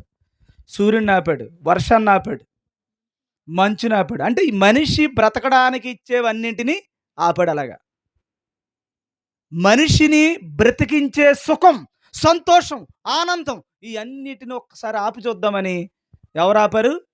యెహోవా అనే దేవుడుగా కలిగి ఉన్నటువంటి ఆ ప్రవక్త ఆపాడమ్మా. ఆపాడా? ఆహాబు రాజుకి అందింది న్యూస్, ఆహాబుకి అందింది, యెజబెల్కి అందింది. వాళ్ళందరూ కూడా ఏం చేస్తున్నారు? వాళ్ళు పూజలు ప్రారంభించారు, వారు చేయాల్సిన పనులన్నీ చేస్తున్నారు. వాళ్ళ ఇష్టం ఇంకా చేస్తున్నారు. ఎక్కడ వర్షాలు రావట్లేదు, ఎక్కడ పరిస్థితి లేదు, పంటలు లేవు, ఏమీ లేవు, కరువు వచ్చేసింది. ఈ రోజులో ఏ ఇంట్లో కరువు ఉందో ఒక్కసారి ఆలోచన చేయండి. దేవుడు నీ మేలు కోరే కష్టం పెట్టాడేమి ఇంట్లో? ఒక్కసారి మీరు ఆలోచన చేయండి. దేవుడు ఎందుకు ఆపాడు నీ ఇంట్లో ఎందుకు ఆపాడో ఒక్కసారి మీరు ఆలోచన చేసుకోండి. సరే, మొత్తానికి వర్షాలు రావట్లేదు, పంటలు పండట్లేదు, ఎవడబడితాడు ఆకలితో చచ్చిలా ఉన్నారు. అప్పుడు ఏలియా అన్నాడు, ఏలియా నువ్వేం చేస్తావంటే, నీవు పలానా వాగు దగ్గరికి వెళ్ళిపో, కెరీతు వాగు దగ్గరికి నువ్వు వెళ్ళిపో, నీ సంగతి నేను పోషిస్తాను. ఈ ఊరోళ్ళందరూ ఉన్నారు చూడు, వీళ్ళకు మాత్రం నేనేం పోషించను. ఒక్కసారి నేనేంటో, నా తండ్రిని ఏంటో, నేను దేవుడిని అని వాళ్ళు తెలుసుకునేటట్టు నువ్వు మాత్రం ఏం చేస్తావంటే, ఊరిలో ఉండకుండా పలానా కెరీతు వాగు దగ్గరికి నువ్వు వెళ్ళిపోనన్నా అని చెప్పాడు. వెళ్ళిపోమని చెప్పాడు, ప్రకటించేశాడు. ఆయన అక్కడికి వెళ్ళిపోయాడు. వెళ్ళిపోతే కాకిలి చేత భోజనాన్ని అక్కడికి పంపించాడు, అన్ని రొట్టెని పంపించాడు, చక్కగా ఆయన్ని పోషిస్తూ అక్కడ టైం అయిపోయిన తర్వాత పలానా ఊరికెళ్ళు, సారేపతి అనే ఊర్లోకి అక్కడికి వెళ్ళిన తర్వాత ఆవిడ దగ్గర నిన్ను పోషిస్తాను, అక్కడ నిన్ను ద్వారా ఆవిడని పోషిస్తాను అని చెప్పి ఎక్కడెక్కడ పోషించాలో దేవుని సేవకుణ్ణి అలా పోషించుకుంటూ వస్తూ ఈ లోపల తిండి తిప్పలు లేకుండా బాధలు పడుతూ ఏడుస్తూ అబ్బో చాలా బాధపడుతున్నారు. బాధపడుతూ ఉంటే ఈరోజు మళ్ళీ వచ్చాడు ఊర్లోకి. రాగానే ఒరే, చంద్రుణ్ణి అది సూర్యుడిని లేకుండా చేసింది ఈడేరా, ఏమా ఇది వర్షం రాకుండా చేసింది ఈడే, శపించింది ఈడే, ఇదే వీడే వీడే వీడే అనే సంగతి ఊరోళ్ళు అందరూ అనుకుంటారు కదా. మరి ఆయన అందరికీ తెలియలేనే కదా ఇవన్నీ చేశాడు. చేస్తే రాజుగారికి కబురు పెడితే ఒక ఆయన వస్తే అంటాడు, వెళ్ళు మీ రాజుగారికి ఈ విషయం చెప్పురా అంటాడు. వాడంటాడు, బాబు నేను వెళ్ళాను అనుకో, నీ దేవుడు సమర్థుడు, గొప్ప దేవుడు, నేను వచ్చి లోపల కనుక నువ్వు ఇక్కడ లేవనుకో నా రాజుగారు నన్ను చంపేస్తారు కాబట్టి నేను ఎక్కడికి వెళ్ళనయో నిన్ను వదిలి వెళ్ళను అంటాడు అనమాట. అంటాడు, నేను మళ్ళీ నీకు మాట ఇస్తున్నాను, యెహోవా జీవము తోడు, నీకు ఒక మాట ఇస్తున్నాను, నేను నువ్వు వచ్చేదాకా ఇక్కడే ఉంటాను, ఆడితో ఈరోజు నేను మాట్లాడాలి అంటాడు. ఎవరితో? ఆహాబుతో. ఏమా నా మాట జాగ్రత్తగా అర్థం చేసుకోండి. అన్నం లేదు, దొరుకుతలేదు ఎవడికని, ఎవడి కష్టాలను పడుతున్నాడు, ఓ బాధలు ఇబ్బందులు, రోజు దేవుడిస్తుంటే తిని అక్కడక్కడ కూర్చుని ఎంజాయ్ చేశారు. ఈ రోజున ఏమీ లేకుండా చేశాడు దేవుడు. ఒక్కొక్కడికి ఒళ్ళు మండిపోతుంది, పరిస్థితులు బాగలేవు, మనుషులు అల్లకొల్లాలం అయిపోతున్నారు అనమాట. దానికి కారణం ఎవరని తెలుసుకున్నారు? వాళ్ళు ఏలియా అని తెలుసుకున్నారు. ఈ లోపల పరిస్థితి ఏమైపోయిందంటే, ఏలియా ఎలాగని చెప్పేసి అంటే ఆహాబు వీళ్ళందరూ మొత్తం ఏలియాని పట్టుకున్నారు. పట్టుకోవడం అంటే ఈ పరిస్థితి వచ్చింది. అప్పుడు ఏలియా అన్నాడు, ఏమన్నాడో తెలుసా? రే మొత్తం అందరూ కలిసి పలానా కొండ మీదకి వచ్చేయండి. ఈ 18వ అధ్యాయం ఎలా అంతా చూసుకోండి అమ్మా మీరు. ఏమా కర్మేలు అనేటువంటి ఒక పర్వతం దగ్గరికి వచ్చేయండి మొత్తం అందరూ అన్నాడు. మీరు ఎవరైతే ఉన్నారో, మీరు ఎవరైతే బయలుదేవతలను పూజిస్తున్నారో మీరందరూ వచ్చేయండి పలానా చోటకి. ఎక్కడికి వచ్చేయాలి? కర్మేలు పర్వతం దగ్గరికి వచ్చేయండి. యాజకులకు చెప్పాడు, దేవుని సేవకులందరూ కూడా మీరు కూడా అక్కడికి వచ్చేయండి కర్మేలు పర్వతం దగ్గరికి. ఈరోజు అటు ఇటు తేల్చేద్దాం, అటన్నా నమ్ముతాడా ఇటన్నా నమ్ముతాడా, ఏదోటి అటో ఇటో మొత్తం తేల్చిపడద్దాం అని చెప్పేసి ఏలియా ఆ కర్మేలు పర్వతానికి ఎక్కాడమ్మా. వచ్చిన తర్వాత సంఘటన ఏం జరిగిందంటే, సడన్గా వచ్చారు. ముందు అవకాశం వాళ్ళకి ఇచ్చాడు. మీరు ఇక్కడ అదేదో దేవుడని, ఎవరెవరో బయలుదేవతలని ఈ లోకంలో నమ్ముతున్నటువంటి వాటిని మనసులో పెట్టకండి. ఇక్కడ మీరు మనసులో పెట్టాల్సింది ఒకటే, మనిషి ఏది నమ్ముతున్నాడో దేవుని తప్ప, మనిషి ఏది పూజిస్తున్నాడో అది కడుపును పూజిస్తున్నాడా, లేకపోతే దేన్ని పూజిస్తున్నాడా, ఎలాంటి పూజలు చేస్తున్నాడా, ఏ విధంగా ఆడు బతికేద్దామని మరణమును జయించాలన్న ఉద్దేశంతో వీడి సొంత ప్రయత్నంలో ఏదైనా సాధించగలడా లేదా అన్నది చూడండి. ఇక్కడ మీ అంతటి మీరు ఏదైనా సాధించగలరేమో, ఎవడి వల్ల అవదని చెప్పడానికే చెప్తున్నాను. ఈ లోపల అందరూ వచ్చారు. ఫస్ట్ వాళ్ళకి అవకాశం ఇచ్చాడు. అది చదువుతారా?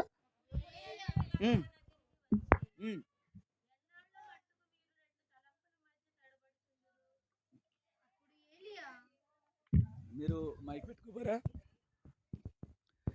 అక్కడ ఒక మాట అన్నాడమ్మా, అది అండర్లైన్ చేసుకోండి. మీరు ఎన్నాళ్ళు 2 తలంపులంటే మనిషిలో ఉంటాయా, లేకపోతే రకరకాలైన విశ్వాసాల్లో ఉంటాయా? తలంపు అంటే మనిషిలోనే కదా ఉండేది. అంటే మనిషి ఇటు ఇటు అటు ఇటు అటు ఇలాంటి ఫ్లక్చుయేట్ అవుతుందన్నమాట వాడి మైండ్. వాడు ఈ లోకములో ఉన్న ప్రతి దానిని ప్రేమిస్తున్నాడు, ప్రతి దాన్ని దేవుడు అంటున్నాడు. ఆ దేవుడు మిమ్మల్ని కాపాడుతాడో లేదో ఈరోజు తేలుద్దామని అందరిని పిలిపించాడు. మీరు ఏది దేవుడు అంటున్నారో, మీరు నమ్ముకుంటున్నారో, ఏది మీరు విశ్వసిస్తున్నారో ఈ రోజున తేల్చేద్దామని చెప్పి వారందరికీ అవకాశం ఇచ్చాడు. మీ అంతటి మీరు బ్రతికించుకునే కార్యక్రమం చేయండి అని. ఒక చిన్నది ఏం చేశాడంటే, అక్కడ ఒక మాంసం పెట్టాడు, దాని మీద నీళ్ళు వేయమన్నాడు. మీరు ప్రార్థన చేసి అగ్గి పెట్టేయకుండా మంట రావాలి అనేది, అగ్ని వేయకుండా దాన్ని అంటించాలనేది ఒక తీర్మానం చేశాడు. వాళ్ళు ప్రయత్నం చేశారు. అసలు అక్కడ మంట ఏమి, అగ్ని ఏమి రావట్లా. అప్పుడు దగ్గరికి వచ్చి ఎగతాళి చేస్తున్నాడు. ఒకవేళ పడుకున్నాడేమో, కొద్దిగా గట్టిగా అరవండి, లేకపోతే ధ్యానం చేస్తున్నాడేమో, ఒకవేళ లేదా ఎలాగ అవుతున్నాడేమో అలాగ అవుతున్నాడేమోనని ఏలియా దగ్గరికి వస్తుంటే దూరంగా ఉన్నాడేమో గట్టిగా అరవండి అని ఇలాగ ఎక్కువగా ఎగతాళి చేస్తూ చేశాడు. ఏమన్నా మాట జాగ్రత్తగా పట్టుకోండి, ఈ రోజుతో పట్టుకోండి. ఎప్పుడైతే అలా అరిచి అరిచి అరిచి చేశారు, చివరికి ఈయన ఎగతాళి చేస్తుంటే వాళ్ళకి ఇంకా బాధ వచ్చేసి ఇంకా శరీరాన్ని కోసుకోవడం ప్రారంభించారు. కత్తులు తీసుకుని శరీరాన్ని ఘాట్లు పెట్టుకుని శరీరాన్ని రక్తపు ఏరులు చేసుకుంటూ పిలుస్తున్నారు. కత్తులతోనూ ఇంకా చూడండి, కేకలు స్తోత్రాలతో మొత్తం ఓ అరుస్తూ ఉన్నారు. పాపం అరుస్తుంటుంటే ఎప్పటికీ రాలే. అప్పుడు దేవునికి, సర్వోన్నతుడైన దేవునికి, ఉన్న దేవుడికి ఏలియా గారు ప్రార్థన చేశారు. ఆ ప్రార్థన చాలా ఇంపార్టెంట్ మనకి. అతడు ఎలాగూ ప్రార్థన చేశాడు. చూడండి ఎలాగూ ప్రార్థన చేశాడో అలాగే చదవండి మీరు.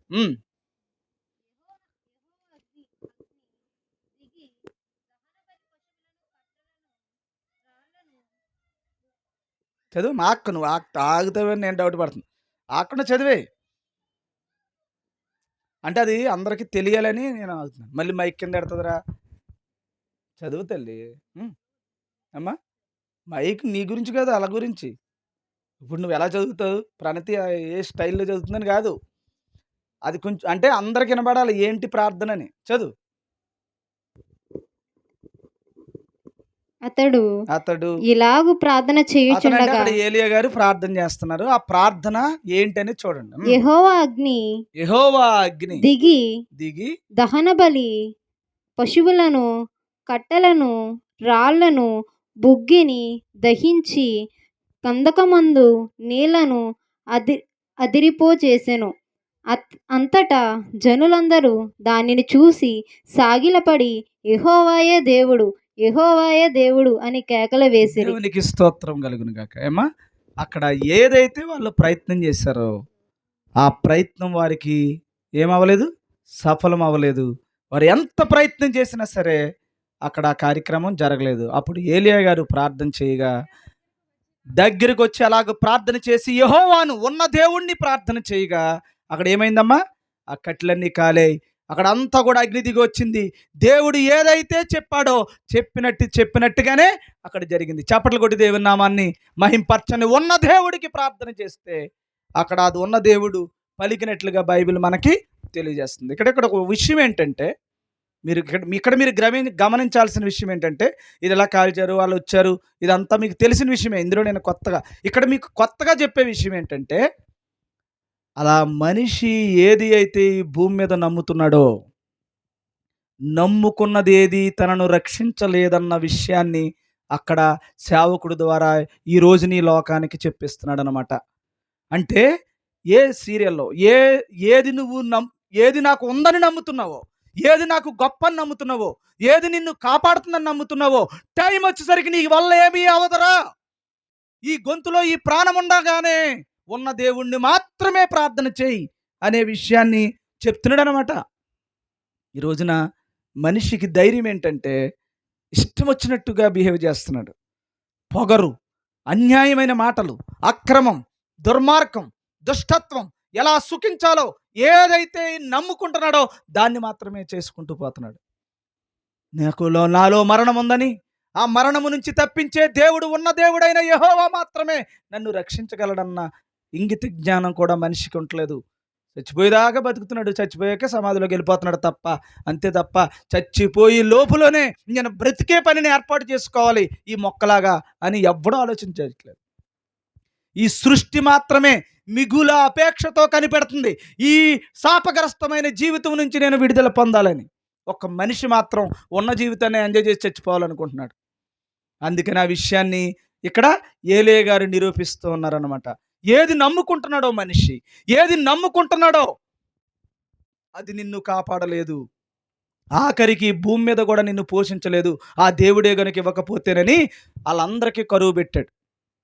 కరువు పెట్టి ఇవన్నీ చేస్తే అప్పుడు అన్నాడనమాట, చివరికి వీళ్ళందరినీ కూడా ఏం చేయమన్నాడు, పట్టుకోమన్నాడా. పట్టుకోమని ఏలియా ఒకరినైనను తప్పించుకోకుండా బయలు ప్రవక్తలందరినీ కూడా ఒక్కొక్కడిని పట్టుకుని వారికి సెలవీయగా జనులు వారిని పట్టుకునిరి. ఏలియా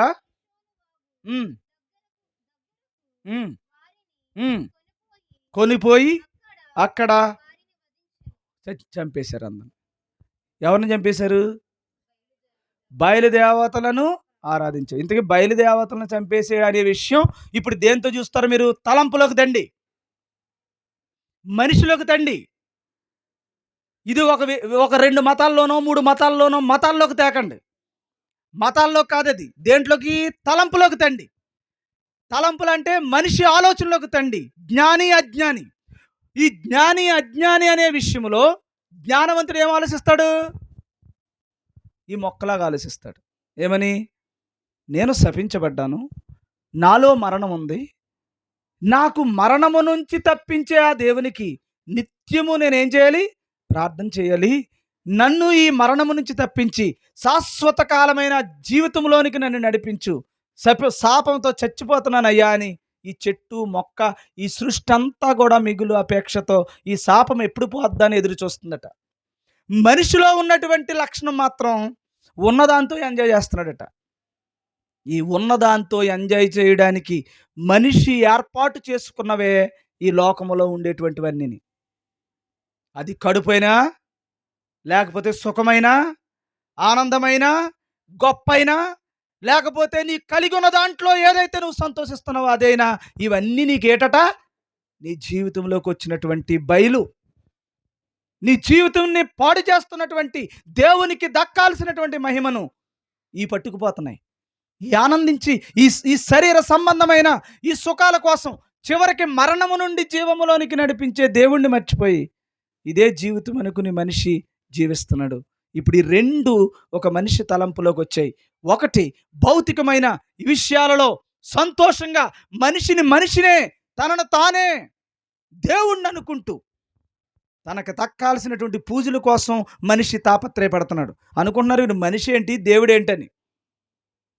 నువ్వు అలా బయటకు వచ్చావనుకో నిన్ను నలుగురు గౌరవించాలనుకుంటున్నావా, గౌరవించకూడదు అనుకుంటున్నావా? చెప్పండమ్మా. ఒకరికి ఎలా నమస్కారం పెట్టావంటే దాని అర్థం ఏంటి? నిన్ను నలుగురు రెస్పెక్ట్ చేయాలనుకుంటున్నావా, వద్దనుకుంటున్నావా? నువ్వేమి సాధించావని రెస్పెక్ట్ నీకు? మామూలుగా అడుగుతున్నాను. అండ్ మనిషి దేవుడికి దక్కాల్సినవన్నీ మనిషికి దక్కాలని కోరుకుంటున్నాడు. ఇక్కడ విచిత్రం చూడండి. మరణము లేనివాడు సంపాదించుకున్నాడంటే అర్థం ఉంది. మరణం ఉన్నవాడు ఏం కావాలని కోరుకుంటున్నాడు? మరణము లేనిటువంటి సుఖాలను కావాలని కోరుకుంటున్నాడు. మీకు అర్థం కాలేదనుకుంటుంది. ఇప్పుడు జైల్లో ఒకడు ఉన్నాడమ్మా, జైల్లో ఉన్నాడు. ఇంటికాడ నువ్వు ఉన్నావు. ఇప్పుడు ఇంటికాడ ఉన్న జీవితమేమో దేవుడిచ్చిన జీవితం అనుకో, అంటే శాశ్వత జీవితం అనుకో. జైల్లో ఉన్నదేమో కొద్ది కాలమనేమో శిక్షపడినటువంటి జీవితం అనుకో. ఇప్పుడు శిక్షపడింది మనందరికీ. ఇదంతా శిక్షలో ఉన్నాము, ఇప్పుడు శాపంలో ఉన్నాం మనం. ఇప్పుడు జైల్లో ఉన్నవాడు నాకు డబుల్ కట్ మంచం కావాలంటే ఇస్తారమ్మా? అర్జెంటుగా ఏసీ వేయించండి అంటే ఇస్తారా? నాకు కావాల్సిన భోజనం రప్పించమంటే రప్పిస్తారా? జైల్లో ఉన్నవాడికి ఎందుకు ఎవరో చెప్పండి అమ్మా. అక్కడున్న ఉద్దేశం ఏంటంటే, ఏంటో తెలుసా? వీడి పశ్చాత్తాపం రావాలి. వీడికి చేసిన తప్పుకి శిక్షను అనుభవించాలి. అక్కడ నేను అనవసరంగా నేను ఆ క్షణకాలంలో ఈ తప్పు చేశాను రా, ఇంకెప్పుడు తప్పు చేయకూడదనే భావం అతను కలగాల వద్దా? కలగాలి కాబట్టి ఇప్పుడు ఏం చేస్తారు? రోజు మంచం మీద పడుకున్నవాడికి సెల్ల వేసి అలాంటి నేలలో పడుకోబెడతారు. బాత్రూమ్కి డోర్ ఉండదు, దాన్ని ఇష్టం వచ్చినట్టు వాడతారు. చూడ్డానికి కూడా వాంతి అయిపోద్ది మనకి. అలాంటి బాత్రూములు ఉంటాయి. ఏమ్మా, ఫుడ్లోనేమో పురుగులు, పెద్ద పెద్ద పురుగులు కనబడతాయి. ఏ చూసినా సరే అది నీళ్ళగా ఉంటుంది, చారు. ఇంకా చూడ్డానికి కొంత ఇబ్బందిగా ఉంటుంది. బాగుంటుంది. ఇప్పుడు ఈ మధ్యన అన్నీ బాగా చేస్తున్నారు. బాగున్నా ఇంటికాడ ఉన్నాడు కుదురుతుందా? కుదరదు. అలాంటి శపితమైన జీవితంలో జైల్లో ఉన్నటువంటి వ్యక్తి ఒక్కసారిగా ఏసీ రూమ్లో పడుకుని, బెడ్ మీద పడుకుని ఆనందిస్తూ సంతోషిస్తూ వాడు ఎంజాయ్ చేస్తున్నాడు అనుకోండి. ఇంక జైలుకి వీటికి ఏంటి తేడా? నా మాట అర్థమవుతుంది తల్లి? ఇప్పుడు మనం అందరం దేంట్లో ఉన్నాం? శపితమైన భూమి మీద ఉన్నాం.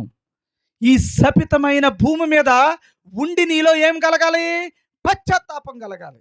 పశ్చాత్తాపం కలిగి నువ్వు చేసిన తప్పుకి ప్రాయశ్చిత్తం కలిగితే నువ్వు పోగొట్టుకున్న ఈ జీవితాన్ని, శాశ్వత జీవితాన్ని, మరణము లేని జీవితాన్ని ఇవ్వాలని దేవుడు చూస్తున్నాడు. పశ్చాత్తాపడుతున్నాడు మనిషి. ఉన్నంతలోనే మరణాన్ని మరణంలాగే ఉంచుకుని ఏం చేస్తున్నాడు? ఎంజాయ్ చేస్తున్నాడు, ఆనందిస్తున్నాడు, ప్రతిదానికి నవ్వుకుంటున్నాడు, ప్రతిదానికి ఆనందిస్తున్నాడు. ఎక్కడ ఆనందం ఉందో అక్కడ వెతుక్కుంటున్నాడు, అందులోనే సంతోషిస్తున్నాడు, చచ్చిపోతున్నాడు, నరకానికి పోతున్నాడు. అందుకని దేవుడు తన పశ్చాత్తాపడాలంటే ఏం చేయాలి? ఇప్పుడు నీలో ఉన్న సుఖాలన్నీ కట్ చేయాలి. ఫస్ట్ సుఖాలు కట్ చేస్తే కానీ మనిషికి బుద్ధి రాదని ప్రేమించినటువంటి బిడ్డలకి ఏం చేస్తున్నాడంటే సుఖంలో నుంచి ఒక్క నడుముని పెడుతున్నాడు దెబ్బకని. ఒక్క నడుముని రాగానే ఏమవుతుందా? అమ్మా అంటుందా? ఎందుకంటుందమ్మా అని? దేవుడు పెట్టాలనా? పశ్చాత్తాపడాలనా? గుర్తుపెట్టుకోండి, ఈ రోజున అన్నీ ఉన్నాయనుకుని కూడా ఏదో ఒక లేని లోటు ప్రతి మనిషి జీవితంలో ఉందా లేదా? ఎవరికైనా, ఎనీబడి, ఈ ప్రపంచంలో ఉన్న ప్రతి ఒక్కడికి ఒక లోటు ఉంది. ఆ లోటు అంటే అరే ఇలా జరిగితే బాగుండు అనుకుంటున్నాడు, మరణాన్ని ఆపాలనుకుంటున్నాడు, అరే ఇలా అబ్బా తలపోటు వచ్చేస్తుందిరా అనుకుంటున్నాడు, తలపోటు లేని జీవితం అనుభవించలేకపోతున్నాడు, మాటలు పడలేని జీవితాన్ని అనుభవించలేకపోతున్నాడు, ఏమా కూర్చుని లేవలేకపోతున్నాడు. ఒక లేచిన డబ్బు అంటే ఉంటుంది ఇంట్లో, కానీ ఆ డబ్బు వాడి సుఖానికి ఉండలేదు. దేవుడు మాత్రం ఏం చేస్తున్నాడంటే బాధ, కష్టం, ఇబ్బంది పెడుతున్నాడు. ఇబ్బందిలో నుంచి ఏం తెలుసుకోవాలని? ఏలియా ఎక్కడ సుఖం ఉందో సుఖాన్ని కట్ చేశాడు. ఆ ఊరికి సుఖాన్ని కట్ చేసి సుఖవంతమైన పశ్చాత్తాప హృదయములో లేని లక్షణాలన్నింటినీ కూడా తలంపుల్లో ఏం చేశాడు? వధించాడట. ఏంటి వధించటం? మనిషిని చంపాడని కాదు, అది మనిషిలో ఉన్న ఈ దుర్బుద్ధిని, ఈ భూమి మీదే సుఖించాలి, ఈ భూమి మీదే ఎంజాయ్ చేయాలన్న బుద్ధిని చంపి శాశ్వతమైన జీవితం కోసం ఈ మొక్క, ఈ కుక్క, ఈ సృష్టిలో ఉన్న సమస్తం ఈ శాపము నుండి విముక్తి పొందాలని ఘోషిస్తుందట. అందుకని కన్నీటి ప్రార్థన, పశ్చాత్తాప హృదయంతో ఈ శరీరంలో ఉన్న మరణము నుండి రక్షింపగలవానికి ప్రతిరోజు కన్నీటితో మనం దేవునికి ప్రార్థన చేస్తే, పశ్చాత్తాపడితే, ప్రాయశ్చిత్తం పొందుకుంటే అప్పుడు మనకి పోగొట్టుకున్న శాశ్వత జీవితాన్ని మరలా జైల్లో నుంచి నిన్ను విడుదల చేసి నీ లోకంలోనికి దేవుడు నీకు ఇస్తాడట. అదే ఏలియా అక్కడ చేస్తున్నాడు. ఎలా చేస్తున్నాడు? వారందరినీ వధించి ఇక శాశ్వతమైనటువంటి జీవితమైన యెహోవాయే దేవుడని రుజువు చేస్తూ ఆ దేవుడే నీకు శాశ్వత జీవితాన్ని ఇస్తాడని కర్మేలు పర్వతం మీద అందరికీ ఒక డెమోగా ఇచ్చాడనమాట. కాబట్టి మనిషి ఆలోచనలో ఉన్నటువంటి రెండు లక్షణాలు ఏవైతే ఉన్నాయో, ఒకటి సుఖించాలని, ఇంకొకటేమో బాధ, కష్టం, ఇబ్బంది. ఈ రెండు ఆనాడు ఎవరికి ఇచ్చాడు? ఏలియా ద్వారా ఆనాడు ఆ పట్టణానికి దేవుడు ఇచ్చాడు. ఇప్పుడు కష్టాన్ని ఎందుకు పరిచయం చేశాడు? వాళ్ళని కష్టపెట్టాలనా, లేకపోతే కష్టం ద్వారా వాళ్ళని మార్చాలని. కాబట్టి ఈ రోజున నీ ఇంటికి ఏదన్నా కట్ అయితే, నువ్వు లేస్తున్నప్పుడు అమ్మా అంటే ఎవరో చనిపోయారని కబురు నీకు వినిపిస్తే, నీ కుటుంబంలోనో నీ బిడ్డో కింద పడిపోతే, ఎక్కడైతే నువ్వు ఏడుస్తున్నావో, ఎక్కడైతే బాధ కలుగుతుందో, ఎక్కడైతే అయ్యో ఇలా జరిగితే బాగుండని నువ్వు అనుకుంటున్నావో, ఆ రోజే యెహోవాను నమ్ము. ఎందుకంటే నువ్వు శాపములో ఉన్నావు. ఒకప్పుడు ఇవన్నీ ఉండవట. ఎప్పుడు?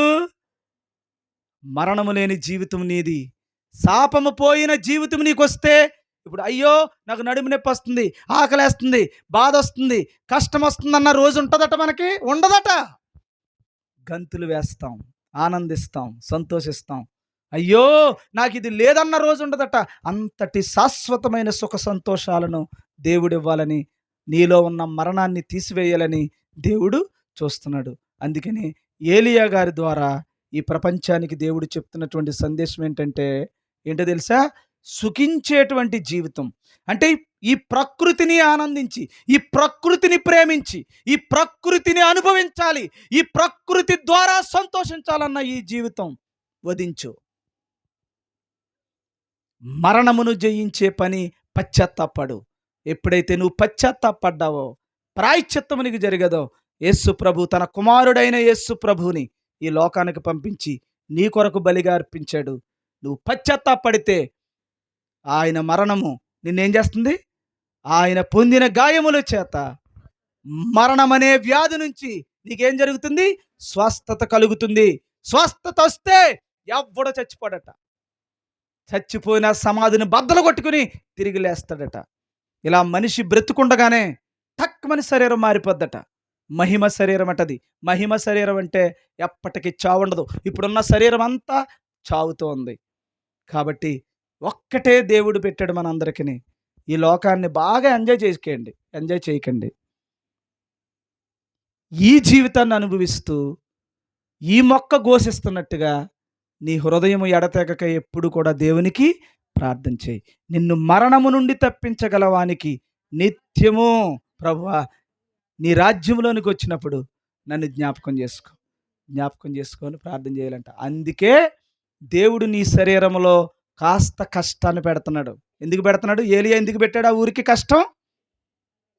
ఆరోడే పెట్టాడు, ఈరోజు పెట్టాడు అనుకుంటున్నారా? అందుకని ఊరిలో అప్పులు పెరుగుతున్నాయి, గుర్తుపెట్టుకోండి. మాటలు పడుతున్నారు, గుర్తుపెట్టుకోండి. మీరు ఏది అనుకుంటున్నారో అది జరగట్లేదు, గుర్తుపెట్టుకోండి. ప్రతి ఇంట్లో ఉంది ఇది. ఇటు నాస్తికుల్లోనే ఉంది, దేవుణ్ణి ఎరగనవాడు దాంట్లో ఉంది, దేవుణ్ణి ఎరిగాడన్న వాడికి ఉంది, ఏ పేరు పిలుచుకున్నవాడు అందరిలోనూ ఉంది. ఇది యేసు ప్రభువుని నమ్ముతున్న వారిలో కూడా ఉంది. ఉంది ఉంది ఉంది అన్నది ఏదైతే ఉందో అది ఏలియా ఆనాడు ప్రజలకు చెప్పాడు. ఈనాడు ఈ దేవుడు ప్రతి ప్రజలకి చెప్తున్నాడు. అదే బైబిల్ గ్రంథం అంటే. అందుకని నీలో ఏదో లోటు ఉంది. లోటు ఉండి తీరుతుందంతే ప్రతి ఇంట్లోని. లేదని చెప్పండి, అయినా తెలుసుకుంటలేదు మనిషి. ఏదో నీలో ఒక ముళ్ళు ఉంది. దేవుడు ఖచ్చితంగా ముళ్ళు ఉంది. ఉందా లేదా? నాకు అన్నీ బాగున్నాయండి అన్నవాడు చెప్పండి. నేను కూర్చున్నా సరే గంట కూర్చుంటానని అసలు కూర్చోలేక కదా నన్ను తిట్టేస్తున్నారు మీరు. మరి నిజమైనట్టు మరణము లేని శరీరములో ఎంతసేపైనా ఉంటారు మీరు. కాబట్టి మనకి మరణము లేని జీవితాన్ని ఇవ్వాలని దేవుణ్ణి నమ్ముకుంటున్నాం. మనం ఎందుకు నమ్ముతున్నాం తెలుసా? దేవుణ్ణి మరణము లేని జీవితాన్ని నీకు ఇవ్వడం. ఈ 70-80 సంవత్సరాలకి నువ్వు ఆగిపోవు.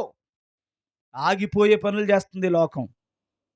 దేవుణ్ణి నమ్ముకున్నవాడైతే ఆగిపోయేది కాదు. దేవుడు ఎన్ని రోజులు ఉంటాడో నువ్వు అన్ని రోజులు ఉండాలి. దేవుడు ఎంత ఉంటాడో అంత ఉండాలి. దేవుడు లాంటి ఆయన బిడ్డలు ఆయనలాగా ఎలా ఉండాలి? మరణము లేని వారిగా ఉండాలన్నది దేవుని ఆశ. ఈ రోజున ఈ భూమి మీద ఉండగా ఈ శిక్షకు పాత్రలు అవుతున్నాం. దాని పంట అది కాదు, దాని తృప్తి అది కాదు. నువ్విది కాదు, నువ్వేదో. నీ రూపం ఇది కాదు, నువ్వేదో. నీ సంతోషం ఇది కాదు, ఏదో ఒకటి ఉంది నీకు. దానికోసం నువ్వు తెలుసుకోవాలని దేవుడు ప్రతి ఇంటికి కట్ చేస్తున్నాడు. ప్రతి ఇంట్లో కష్టం ఉంది, ప్రతి ఇంట్లో ఇబ్బంది ఉంది, ఎవడింట్లోనైనా ఉంది. ఆఖరికి ముఖేష్ అంబానీ ఇంట్లో కూడా ఉంది. కొన్ని లక్షల కోట్లు ఉన్నాయి ఆయన దగ్గర. వాళ్ళ ఆవిడికి సరదాగా పెళ్లి కానుక 2000 కోట్లతో ఇల్లు కట్టించాడు. 2000 కోట్లు ఇంచుమించు. నాకు తెలిసి 18,000 కోట్లు అని కొంతమంది అంటున్నారు. సరే, మొత్తానికి ఎన్ని? 16,000 కోట్లు అనుకోండి. అలా ఇల్లు కట్టాడు. ఆ ఇంట్లో ఏముంది? కన్నీరు ఉంది. ఉందా లేదా? వాళ్ళ అబ్బాయి సరిగా నడలేడు. వాళ్ళ అబ్బాయి డైరెక్ట్గా ఇలా మాట్లాడుతూ, నా జీవితం ముళ్ళ పానుపు, నేను ప్రతిరోజు ముళ్ళు మీద పడుకుంటున్నాను అంటున్నాడు అతను. కోట్లున్నాయి, లక్షల కోట్లున్నాయి, ముళ్ళు మీద పడుకుంటున్నాడంటే రోజుని. ముళ్ళు మీద పడుకుంటున్నాడంటే అంత ఏడుస్తున్నాడు అనమాట. ఆ ఇంట్లో కూడా ఏముంది? ఏడిపే ఉంది. అంటే ఆ జీవితం, ఆ లక్షల కోట్లు, ఆ భోగం కట్ చేస్తున్నాడు దేవుడు. ఎందుకో తెలుసా? నీకు ఒక శాశ్వతమైన జీవితం కోసం దేవుడు ఎదురు చూస్తూ ఉన్నాడు. అందుకనే నీకు సూర్యచంద్రులు ఇచ్చాడు. నీకు పోషణకు ఏమి ఇబ్బంది లేకుండా చేస్తున్నాడు. కానీ దాంట్లో ఎంజాయ్ చేస్తున్న నీ జీవితాన్ని తప్పు అని చెప్పడానికి అప్పుడప్పుడు నీకు కష్టాన్ని పెడుతున్నాడు. ఒక లోటుతో నువ్వు బాధపడుతున్నావు. ఆ లోటు మార్చి శాశ్వతమైన జీవితాన్ని దేవుడు నీకు ఇవ్వాలనుకుంటున్నాడు. ప్రతి ఒక్కరికి శరీరాన్ని ఎలాగ ఇవ్వాలనుకుంటున్నాడంటే 65వ యెషయా గ్రంథం 65వ అధ్యాయం చెప్తున్నాడు. బాలుర మాంసము వలె మీ మాంసం ఉండాలట. ఎప్పటికీ మరణము లేనటువంటి స్థితిలో దేవుడు మనందరినీ చేయాలని ఆశపడుతూ ఉన్నాడు. కాబట్టి ప్రియమైన దేవుని సంగమా, దేవుణ్ణి నమ్ముకోవడం అంటే ఇంట్లో ఉన్న బియ్యం పెట్టెలో బియ్యం ఉన్నాయో లేదో చూసుకోవడానికి దేవుణ్ణి నమ్మడం కాదట. నీకెప్పటికీ చావులేని జీవితం కోసం దేవుణ్ణి నమ్మాలట. ఈ బియ్యం పెట్టెలో ఉన్న బియ్యం నువ్వు ఏది నమ్మినా ఇస్తాడట. ఈ భూమి మీద నువ్వు దేన్ని నమ్ముకున్నా ఇస్తాడట. ఆఖరికి దేవుణ్ణి నమ్మకపోయినా నీకు బియ్యం పెట్టెలో బియ్యం వస్తాయి. ఈ రోజున క్రైస్తవ లోకం కానీ సమాజం కానీ మోసపోతుంది. అరే, నా దేవుడిని ఇలా నమ్ముతున్నాను కాబట్టి నాకు ఇది వచ్చిందిరా, నమ్ముతున్నాను కాబట్టి నా కూతురు ఇలాగ ఉందిరా, నమ్ముతున్నాను కాబట్టి నా కొడుకు ఇలాగ ఉన్నాడు రా అనుకుంటున్నాడే కానీ నీ కొడుకుకి ఒకరోజు మరణం ఉందన్న విషయం మర్చిపోతున్నాడు. కాబట్టి ఏలియా ఆ విషయాన్ని చెప్తున్నాడు. సుఖ సంతోషాల వైపు, సుఖాల వైపు, భోగాల వైపే మనుషులు వెళ్ళిపోతున్నారు. అరే రే, అది నిన్ను రక్షించలేదురన్న విషయాన్ని వాళ్ళకి చెప్పాలంటే, వారికి కష్టం పెట్టాలని ఏం చేశాడమ్మా? సూర్యుని ఆపాడు, వర్షాన్ని ఆపాడు, కరువు చేసేసాడు ఆ ఊరు. కరువు చేస్తే గాని దేవుడు ఎవరో తెలుసుకోలేకపోయారు. ఆ తర్వాత ఆ కరువులో నుంచి పుట్టాడు ఏమ్మా యేసు ప్రభు. అదే తండ్రి అయినటువంటి దేవుడు తన కుమారుణ్ణి బలిగా ఈ లోకానికి ఏమ్మా ఆనాడు ఇస్సాకు బదులుగా యేసు ప్రభువుని ఈ లోకానికి రక్షకుడిగా పంపించాడు. అదే మనందరము ఘనంగా చేసుకునే క్రిస్మస్. ఈ లోక రక్షకుడుగా యేసు ప్రభువుని ఈ లోకానికి పంపించాడు తండ్రి. ఆయన బలి ద్వారా మళ్ళీ మరణమును జయించి జీవములోనికి నడిపించాలన్నది దేవుని యొక్క ఉద్దేశం. కాబట్టి దేవుణ్ణి మనం నమ్ముకుంటుంది మనలో ఉన్న మరణమునకు స్వస్థత కోసం తప్ప ఈ భౌతిక సంబంధమైన బియ్యాల కోసమో, భౌతిక సంబంధమైన అవసరాల కోసమో కాదు. అవి నువ్వు నమ్మినా నమ్మకపోయినా ధారాళముగా దేవుడు నీకు ఇస్తాడు. ఒకవేళ లక్షల వేల కోట్లు ఇచ్చినా కన్నీరు మాత్రం కామన్గా ప్రతి ఇంట్లో ఉంటుంది. కన్నీరు లేని ఇల్లు ఉండదు, గుర్తుపెట్టుకోండి. ఒకవేళ కన్నీరు లేని ఇల్లు ఉందంటే నిన్ను దేవుడు వదిలేసాడని అర్థం. నువ్వు బ్రతికినంతకాలం హ్యాపీగా బ్రతికొచ్చేయి, తర్వాత నరకానికి పోదు కానీ అని దేవుడు నీకు నిర్ధారణ చేశాడని అర్థం. ఎందుకంటే నువ్వు ఎంత విసిగించుంటే ఆ నిర్ణయం తీసుకుని ఉంటాడు దేవుడు. బతికినంతకాలం బతికో, తర్వాత వచ్చే నరకానికి పోదు కానీ అని ఎవరికైనా అన్నింట్లో ఎక్కడికి వెళ్తే అక్కడ జరిగేస్తుందంటే దాని అర్థం ఇంకాడు నరకానికి మాత్రమే సిద్ధపడ్డాడని అర్థం. కాబట్టి అలాంటి ఉన్నతమైనటువంటి ఆశయం కోసం ఈ కుటుంబాన్ని, చంద్రరావు గారిని, దయామణి గారిని దేవుడు ఎన్నిక చేసుకున్నాడు. దయామణి గారు, చంద్రరావు గారు దేనికోసం బతకాలమ్మా? మీలో మరణం ఉంది, చంద్రరావు గారిలో మరణం ఉంది, నీ బిడ్డలో మరణం ఉంది. నీ బిడ్డ మరణము లేని బిడ్డగా ఒక్కసారి ఊహించుకో. నీ బిడ్డ ఎన్ని రోజులు బతకాలనుకుంటున్నావు? శాశ్వతం ఉండాలనుకుంటున్నావు. ఉండాలంటే ఒక్క ఉన్న దేవుడే ఇవ్వగలడు, ఎవడి వల్ల అవ్వదు. బియ్యం పెట్టులో బియ్యం, నీకున్న ఆస్తిపాస్తులు, నీకున్న ఐశ్వర్యం నీ బిడ్డను శాశ్వతం ఉంచలేవు. ఏదో రోజున మనం అందరం కూడా మరణించాల్సిన వాళ్ళమే. కానీ మరణము లేనివాడిగా బ్రతికేవాడే యెహోవాను దేవుడిగా నమ్మండి. యేసు ప్రభుని సొంత రక్షకుడిగా అంగీకరించండి. అందుకు నమ్ముతున్నాం. ఇక్కడ ఈ భూమి మీద దొరికేవాడు సూర్యుడికి ఆజ్ఞాపించాడు, సృష్టికి ఆజ్ఞాపించాడు. ఎవడం ఏమనుకున్నా అందరికీ పండు, మంచోడి మీద చెడ్డోడి మీద ఒకేలా కురు అని చెప్పాడు దేవుడు. కురుస్తుంది. అందుకని అందరికీ పండుతున్నాయి, అందరికీ భోజనాలకు ఇబ్బంది లేవు, అందరికీ ఏ ఇబ్బందులు లేకుండా దేవుడు చేస్తున్నాడంటే కారణం అప్పుడప్పుడు నీలో ఇబ్బంది వచ్చినప్పుడైనా తెలుసుకుంటే దేవుడిని ఎరుగుతావు. లేదు ఇదే తిని సాగి, ఇదే ఆనందించి, ఇదే సంతోషించి చచ్చిపోయాక నరకానికి పోతాం. కాబట్టి యేసు ప్రభువునైనా రక్షకుడిగా నువ్వు అంగీకరించకపోతే, ఆయన నియమించబడి నీకు రక్షకుడిగా తండ్రి అనే దేవుడు చేశాడన్న విషయాన్ని గుర్తుపెట్టుకుని జాగ్రత్త పడి ఇక నుంచైనా ఎవరిలాగా ప్రార్థన చేయాలి? ఒకటే మాట, అది గొప్పదా మనం గొప్పలమా? అది జాజి చెట్టు, మనమే గొప్పలు కానీ దానికి ఉన్న బుద్ధి లేదు. అది ప్రార్థన చేస్తుందండి, మిగుల ఆశతో ఎదురు చూస్తుందా? మనం ఏం చేస్తున్నాం? మిగులు ఆశతో ఇడ్లీ కోసం చూస్తున్నాం. మనకే వాళ్ళకి చాలా తేడా వచ్చేసింది చూసారా? ఇడ్లీదేముంది, పరిగెట్టుకొద్ది నువ్వు దేవుని చిత్తాన్ని ఎదిగితే. ఇడ్లీ పెద్ద విషయం కాదు. అది ఈ సృష్టిలో డబ్బు పెద్ద విషయం కాదు, ఆరోగ్యం పెద్ద విషయం కాదు. అసలైందే పట్టుకుంటే ఇది పెద్ద విషయమా? అసలైంది ఒక రాజుగారికి నువ్వు కొడుకువయ్యావు, రాజ్యంలో టిఫిన్ ఉంటుందండి అడిగినట్టు ఉంటుంది. నువ్వు ఏంటిది, రాజుగారికి కొడుకువయ్యావు, రాజ్యంలో చికెన్ పెడతారా అన్నట్టు ఉంటుంది అనమాట. రాజుగారికి కొడుకైతే చికెన్ పరిగెట్టరాదా? అందుకని మరణమును జయించే స్థితిని ఆ దేవుణ్ణి నువ్వు ఎప్పుడైతే కోరుకుంటున్నావో, నీకేం కావాలో అవన్నీ చేసుకుంటూ నీ వెనకాల వస్తాయి. నువ్వు కావలసినటువంటి జీవితాన్ని దేవుడు ఇస్తాడు. ఇక్కడే ఇస్తాడు, నీకేమి ఇవ్వడని అంటలా. కానీ నీ గురి దేని మీద ఉండాలి? మరణము లేని స్థితిలో ఉండాలి. చంద్రరావు గారికి అదే చెప్పమ్మా. చంద్రరావు గారైనా, దయ్యమణి గారైనా, వాళ్ళ బిడ్డ అయినా ఏం కోరుకుంటారో తెలుసా? యేసయ్యని నమ్ముకుంటే బాగుంటాయి అంటాను నేను. ఏమనుకుంటారు పాపం? యేసు ప్రభుని నమ్ముకుంటే మనకి ఏ లోటు రాదంట, ఏ ఇబ్బంది రాదంట. అందుకని యేసు ప్రభుని నమ్ముకున్న వాళ్ళు బాగుంటారంట. అలా నమ్మకమ్మా. నువ్వు నమ్మినా నమ్మకపోయినా నీకు కావాల్సిందన్నీ ఇస్తాడు దేవుడు. కానీ యేసు ప్రభువు మాత్రమే నీ బిడ్డను మరణము లేని స్థితిలో దేవుడు నిలబెడతాడు. ఈ భూమి ఆకాశం గతించిపోతుంది, ఇది నమ్మండి. నేను ముందు చెప్పాను మీకు, ఇది ఏమీ ఉండదు. ఏమీ లేనప్పుడు నీకు ఇల్లేది చెప్పు నాకు. ఏమీ లేదన్న ఉండదు ఇది. ఇప్పుడు ఫర్ ఎగ్జాంపుల్ మనం ఇంటికి వెళ్ళిపోగానే ఇల్లు ఉంది మనకి, ఉందా లేదా? నీ ధైర్యం ఏంటి? ఇల్లు ఉంది. నీ ధైర్యం ఏంటి? భోజనం ఉంది. నీ ధైర్యం ఏంటి? ఉద్యోగం ఉంది. నీ ధైర్యం ఏంటి? ఆరోగ్యం ఉంది.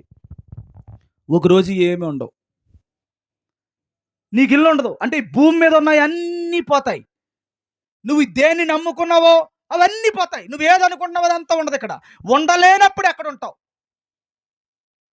ఉండలేనప్పుడు ఎక్కడ ఉంటావు చెప్పు నాకు. ఈ ప్రాణానికి ఏమీ లేదు, ఆత్మకి చావు లేదు, ఉందా? ఆత్మకు చావు లేదు, శరీరానికి చావు ఉంది. కానీ ఇప్పుడు ఈ ఆత్మకు చావు లేదు కాబట్టి ఈ ఆత్మను ఎక్కడ పెడతావు? ఎక్కడ పెడతావు చెప్పండి నాకు. ఎక్కడ పెట్టుకుంటారు మీరు? ఈ ఆత్మే కదా. చచ్చిపోయిన శవాన్ని గిలితే ఏమైనా అవుద్దా? శవానికి గిలుతుంది కాదు కదా. నువ్వు కోసినా ఏమవదు. ఇంతకీ బాధ ఎవరికి? ఆత్మకి. ఇప్పుడు మనిషి శరీరం పోయింది, ఆత్మ మిగిలిపోయింది. ఈ ఆత్మకి ఎక్కడా భూమి మీద లేదు, మొత్తం మండిపోతుంది. ఎక్కడ పెడతావు ఈ ఆత్మని? ఎక్కడుంటే అక్కడ కాలిపోతూ ఉంటావు. అప్పుడు తెలుస్తుంది నీకు. ఈ రోజున ఏలియా చేసిందైనా, దేవుని సేవకుడు చెప్పేదైనా మీరు ఇప్పుడు ఈ రోజున నమ్మకపోతే అప్పుడు నీ బిడ్డలు నీ ఎదురుగుండా ఏడుస్తూ ఉంటారు. నీ కుటుంబం అంతా అల్లాడిపోతూ ఉంటుంది, అగ్నిలో కాలిపోతూ ఉంటారు. అమ్మ అమ్మ అంట. ఏం చేస్తావు చెప్పునవు అప్పుడు? ఈ భూమి మీద ఉండగానే ఏం చేయాలి? ఒక ఇల్లు కట్టేయాలి. దీనికి దేనికి? ఆత్మకు ఒక ఇల్లు కట్టుకుని ఉంటే ఆ సెక్యూరిటీ, ఆ హ్యాపీగా శాశ్వత కాలం ఉంటుంది. ఇప్పుడు మన వాళ్ళు కువైట్, ఖత్తర్ ఎందుకు వెళ్తున్నారు? అక్కడ ఎందుకు కష్టపడుతున్నారు? అక్కడ కష్టపడి ఇక్కడ కట్టేస్తున్నారు ఇల్లు. అర్థమవుతుందా మీకు? నా మాట అర్థమవుతుందమ్మా? అక్కడ ఉండి ఇక్కడ వేస్తున్నారు అకౌంట్లోకి. ఎందుకు? ఒకరోజు 4 సంవత్సరాలు చేసినావు, 5 సంవత్సరాలు చేసినావు, 10 సంవత్సరాలు చేసినావు, చేసేసి మొత్తం ఆ డబ్బు అంతా పట్టుకొచ్చి ఇక్కడ సుఖంగా ఉందామని. అంతేనా? అంతేనా కాదంటారా? అక్కడ సగమే, ఇక్కడికి వచ్చాక కూడా మళ్ళీ కూలి పని పోతావనా? అలాగట ఈ మనిషి 70-80 సంవత్సరాల జీవిత కాలంలో ఈ ఆత్మక నరక యాతన తప్పించుకునే ఏర్పాటు ప్రభు దగ్గర మీరు సంపాదించాలి.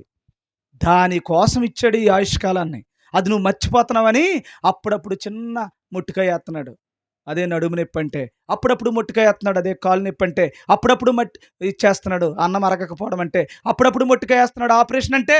ఇవన్నీ తెలుసుకున్నప్పుడైనా అరే ఈ జీవితం ఇంతటితో ముగియకూడదు, ఈ ఆత్మకి మరణము నుంచి తప్పించే నాదుడు ఉన్నాడు, ఆయనే మనందరి కొరకు మరణించాడు, ఆ రక్షణ నేను పొందుకోవాలని ఆ యేసు ప్రభు దగ్గర మనందరము ప్రతి పాపాన్ని ఒప్పుకుని ప్రాయశ్చిత్తం కోరుకోవాలి. ఈ జాజి చెట్టులాగా, ఆ మల్లి చెట్టులాగా, ఈ సృష్టిలాగా.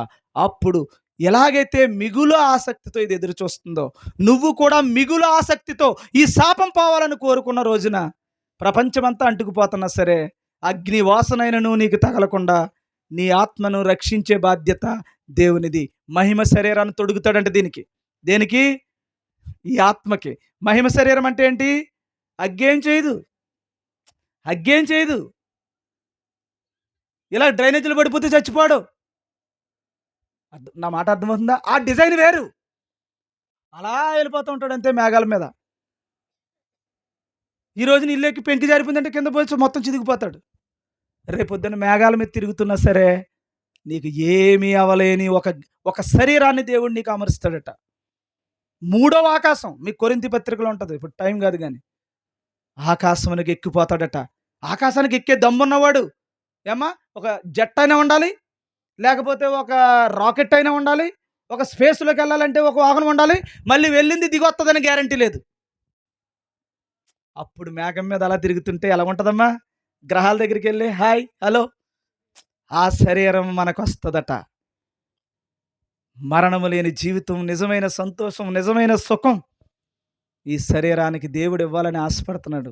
అందుకని ఈ భూమి మీద ఉండగానే దాని కొరకు ప్రయాసపడండి. ఈ తలంపుల్లో ఈ సృష్టే దేవతలు అయిపోతున్నాయి, ఈ సృష్టే దేవుళ్ళు అయిపోతున్నారు. ఈ సృష్టిలో నీ కడుపే నీకు దేవుడు అయిపోతున్నాడు. వాటి మీద నువ్వు ఫోకస్ చేయకు. నిజమైన దేవుడు, సృష్టికర్త అయిన దేవుడు, ఉన్న దేవుడైన ఆ దేవుడికి ఈ చెట్టు ఎలా మొరపెడుతుందో అలా రోజు మొరపెట్టుకుని నీ పాపపు స్థితిని ఆయన దగ్గర ఒప్పుకుంటే ఆయన కుమారుని మరణము ద్వారా నీకేమొస్తుంది? స్వస్థత. ఆ స్వస్థత పేరే ఏంటమ్మా? ఇప్పుడు ఆ స్వస్థత దేవుడు ఇస్తానంటే జ్వరం వస్తే తగ్గిస్తాడంటున్నా నువ్వు. అది చిటికలో పని, అది పెద్ద విషయం కాదు. మరణము నుంచే నువ్వు తప్పించబడితే జ్వరం పెద్ద లెక్క ఆయనకి. కాబట్టి మేలైనది విడిచిపెట్టేస్తున్నాం, చిన్న విషయాన్ని కోరుకుంటున్నాం. చిన్న విషయాన్ని ఇచ్చేవాడు కదా దేవుడు, అది ఎవరికైనా ఇచ్చేవాడు. పెద్ద విషయం, మరణము నుంచి జీవములోనికి నడిపించే స్థితి ఏలియా గారి ద్వారా మనకి తెలుస్తుంది. ప్రతి మనిషి శరీరంలో కష్టం రావాలని కట్ చేశాడా? కట్ చేస్తాడు. అందుకనే ప్రతి ఇంట్లోకి వస్తుంది కష్టం, ప్రతి ఇంట్లోని మిమ్మల్ని పలకరిస్తుంది.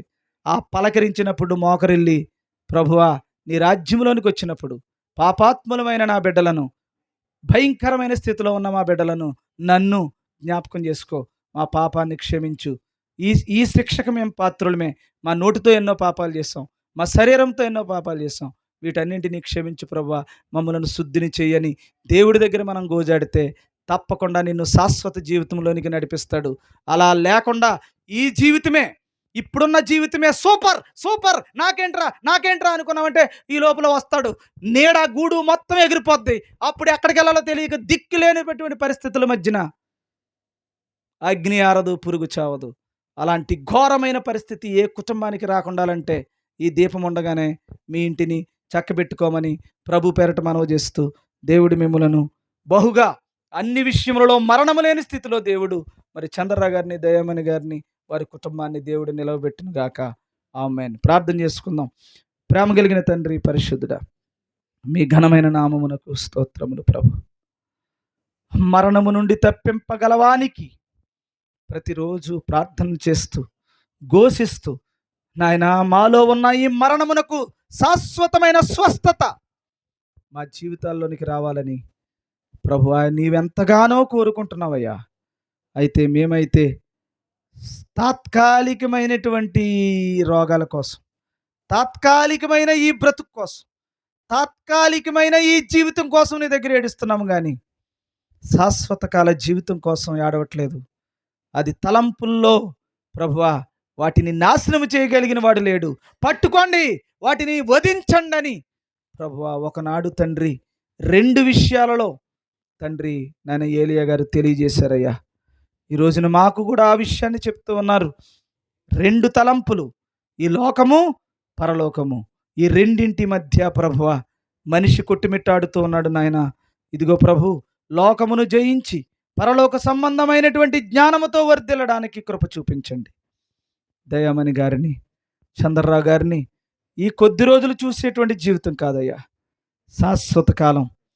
చంద్రరావు గారిని చూసి, దయామణి గారిని చూసి, వారి బిడ్డను చూసి నాయన ఈ ఊరిలో ఉన్న వారు అందరూ అయ్యో భలే సాధించుకున్నారా అని ఒకరోజు సంతోషించే రోజు వస్తుంది. అట్టి ధన్యత తండ్రి ఆ బిడ్డలకు అనుగ్రహించమని, ఈరోజు ఏ గొప్ప కూడా, ఈరోజు వారి ద్వారా ఏ గొప్ప ఈ లోకానికి కనపడకపోవచ్చు, కానీ ఒకరోజు వారి గొప్ప ఏంటో, వారు ఎందుకు దేవుడిని నమ్మారో, నమ్మిన దేవుడు ఏం చేశాడో, ఆ మహిమ శరీరాన్ని ఎలా ఇచ్చాడో ఈ ప్రపంచమంతా చూసే రోజు ఒకరోజు ఉంది. అది రాబోతుంది. త్వరగా వచ్చుచున్నాడని, ఆలస్యం చేయక వచ్చుచున్నాడని ప్రభు మనకు సెలవిస్తున్నాడు. గనుక అట్టి ధన్యతలో మేమందరం ఉండడానికి కృప చూపించండి తండ్రి.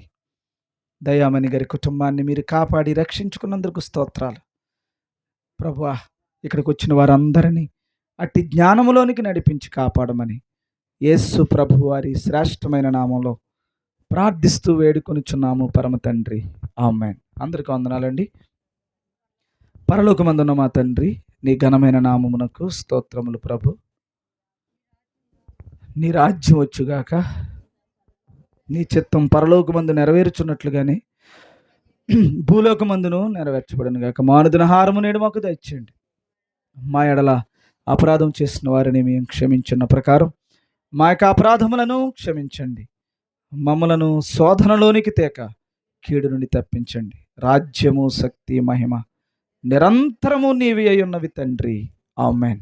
తండ్రి అయిన దేవుని యొక్క ప్రేమయు, ఆయన ప్రియ కుమారుడును మన రక్షకుడునైన యేసు ప్రభు వారి అమూల్యమైన పరిశుద్ధమైన కృపయు, పరిశుద్ధాత్ముని యొక్క అన్యోన్య సహవాసం కూడి ప్రార్థిస్తున్న బిడ్డలందరికీ ప్రభువా రక్షింపబడి నిరీక్షణలో నిజమైన రక్షణ కొరకు ఎదురు చూస్తున్న చంద్రరావు గారి కుటుంబానికి, వారి కుటుంబంలో ఉన్న ప్రతి ఒక్కరికి నాయన మరి ముఖ్యంగా ఇట్టి జ్ఞానములో ఈ గ్రామాన్ని నడిపించి ప్రభువా ఈ లోకములో ఉన్న చిన్న చితక ఆనందాలు ఏమున్నాయి, మరణమును జయించినప్పుడే నిజమైన పండగని ఈ గ్రామమంతా తెలుసుకుని ఆ రక్షణ ఇవ్వగలిగిన నీ దగ్గర ప్రభువా నీ చిత్తాన్ని నెరవేర్చేటువంటి భక్తులుగా మార్చమని యేసు ప్రభు వారి అతి శ్రేష్టమైన నామములో ఈ గ్రామాన్ని రక్షణలోనికి, ఆశీర్వాదాలలోనికి నడిపించుదువుగాక. ఆమేన్. ఆమేన్. అందరికీ వందనాలండి.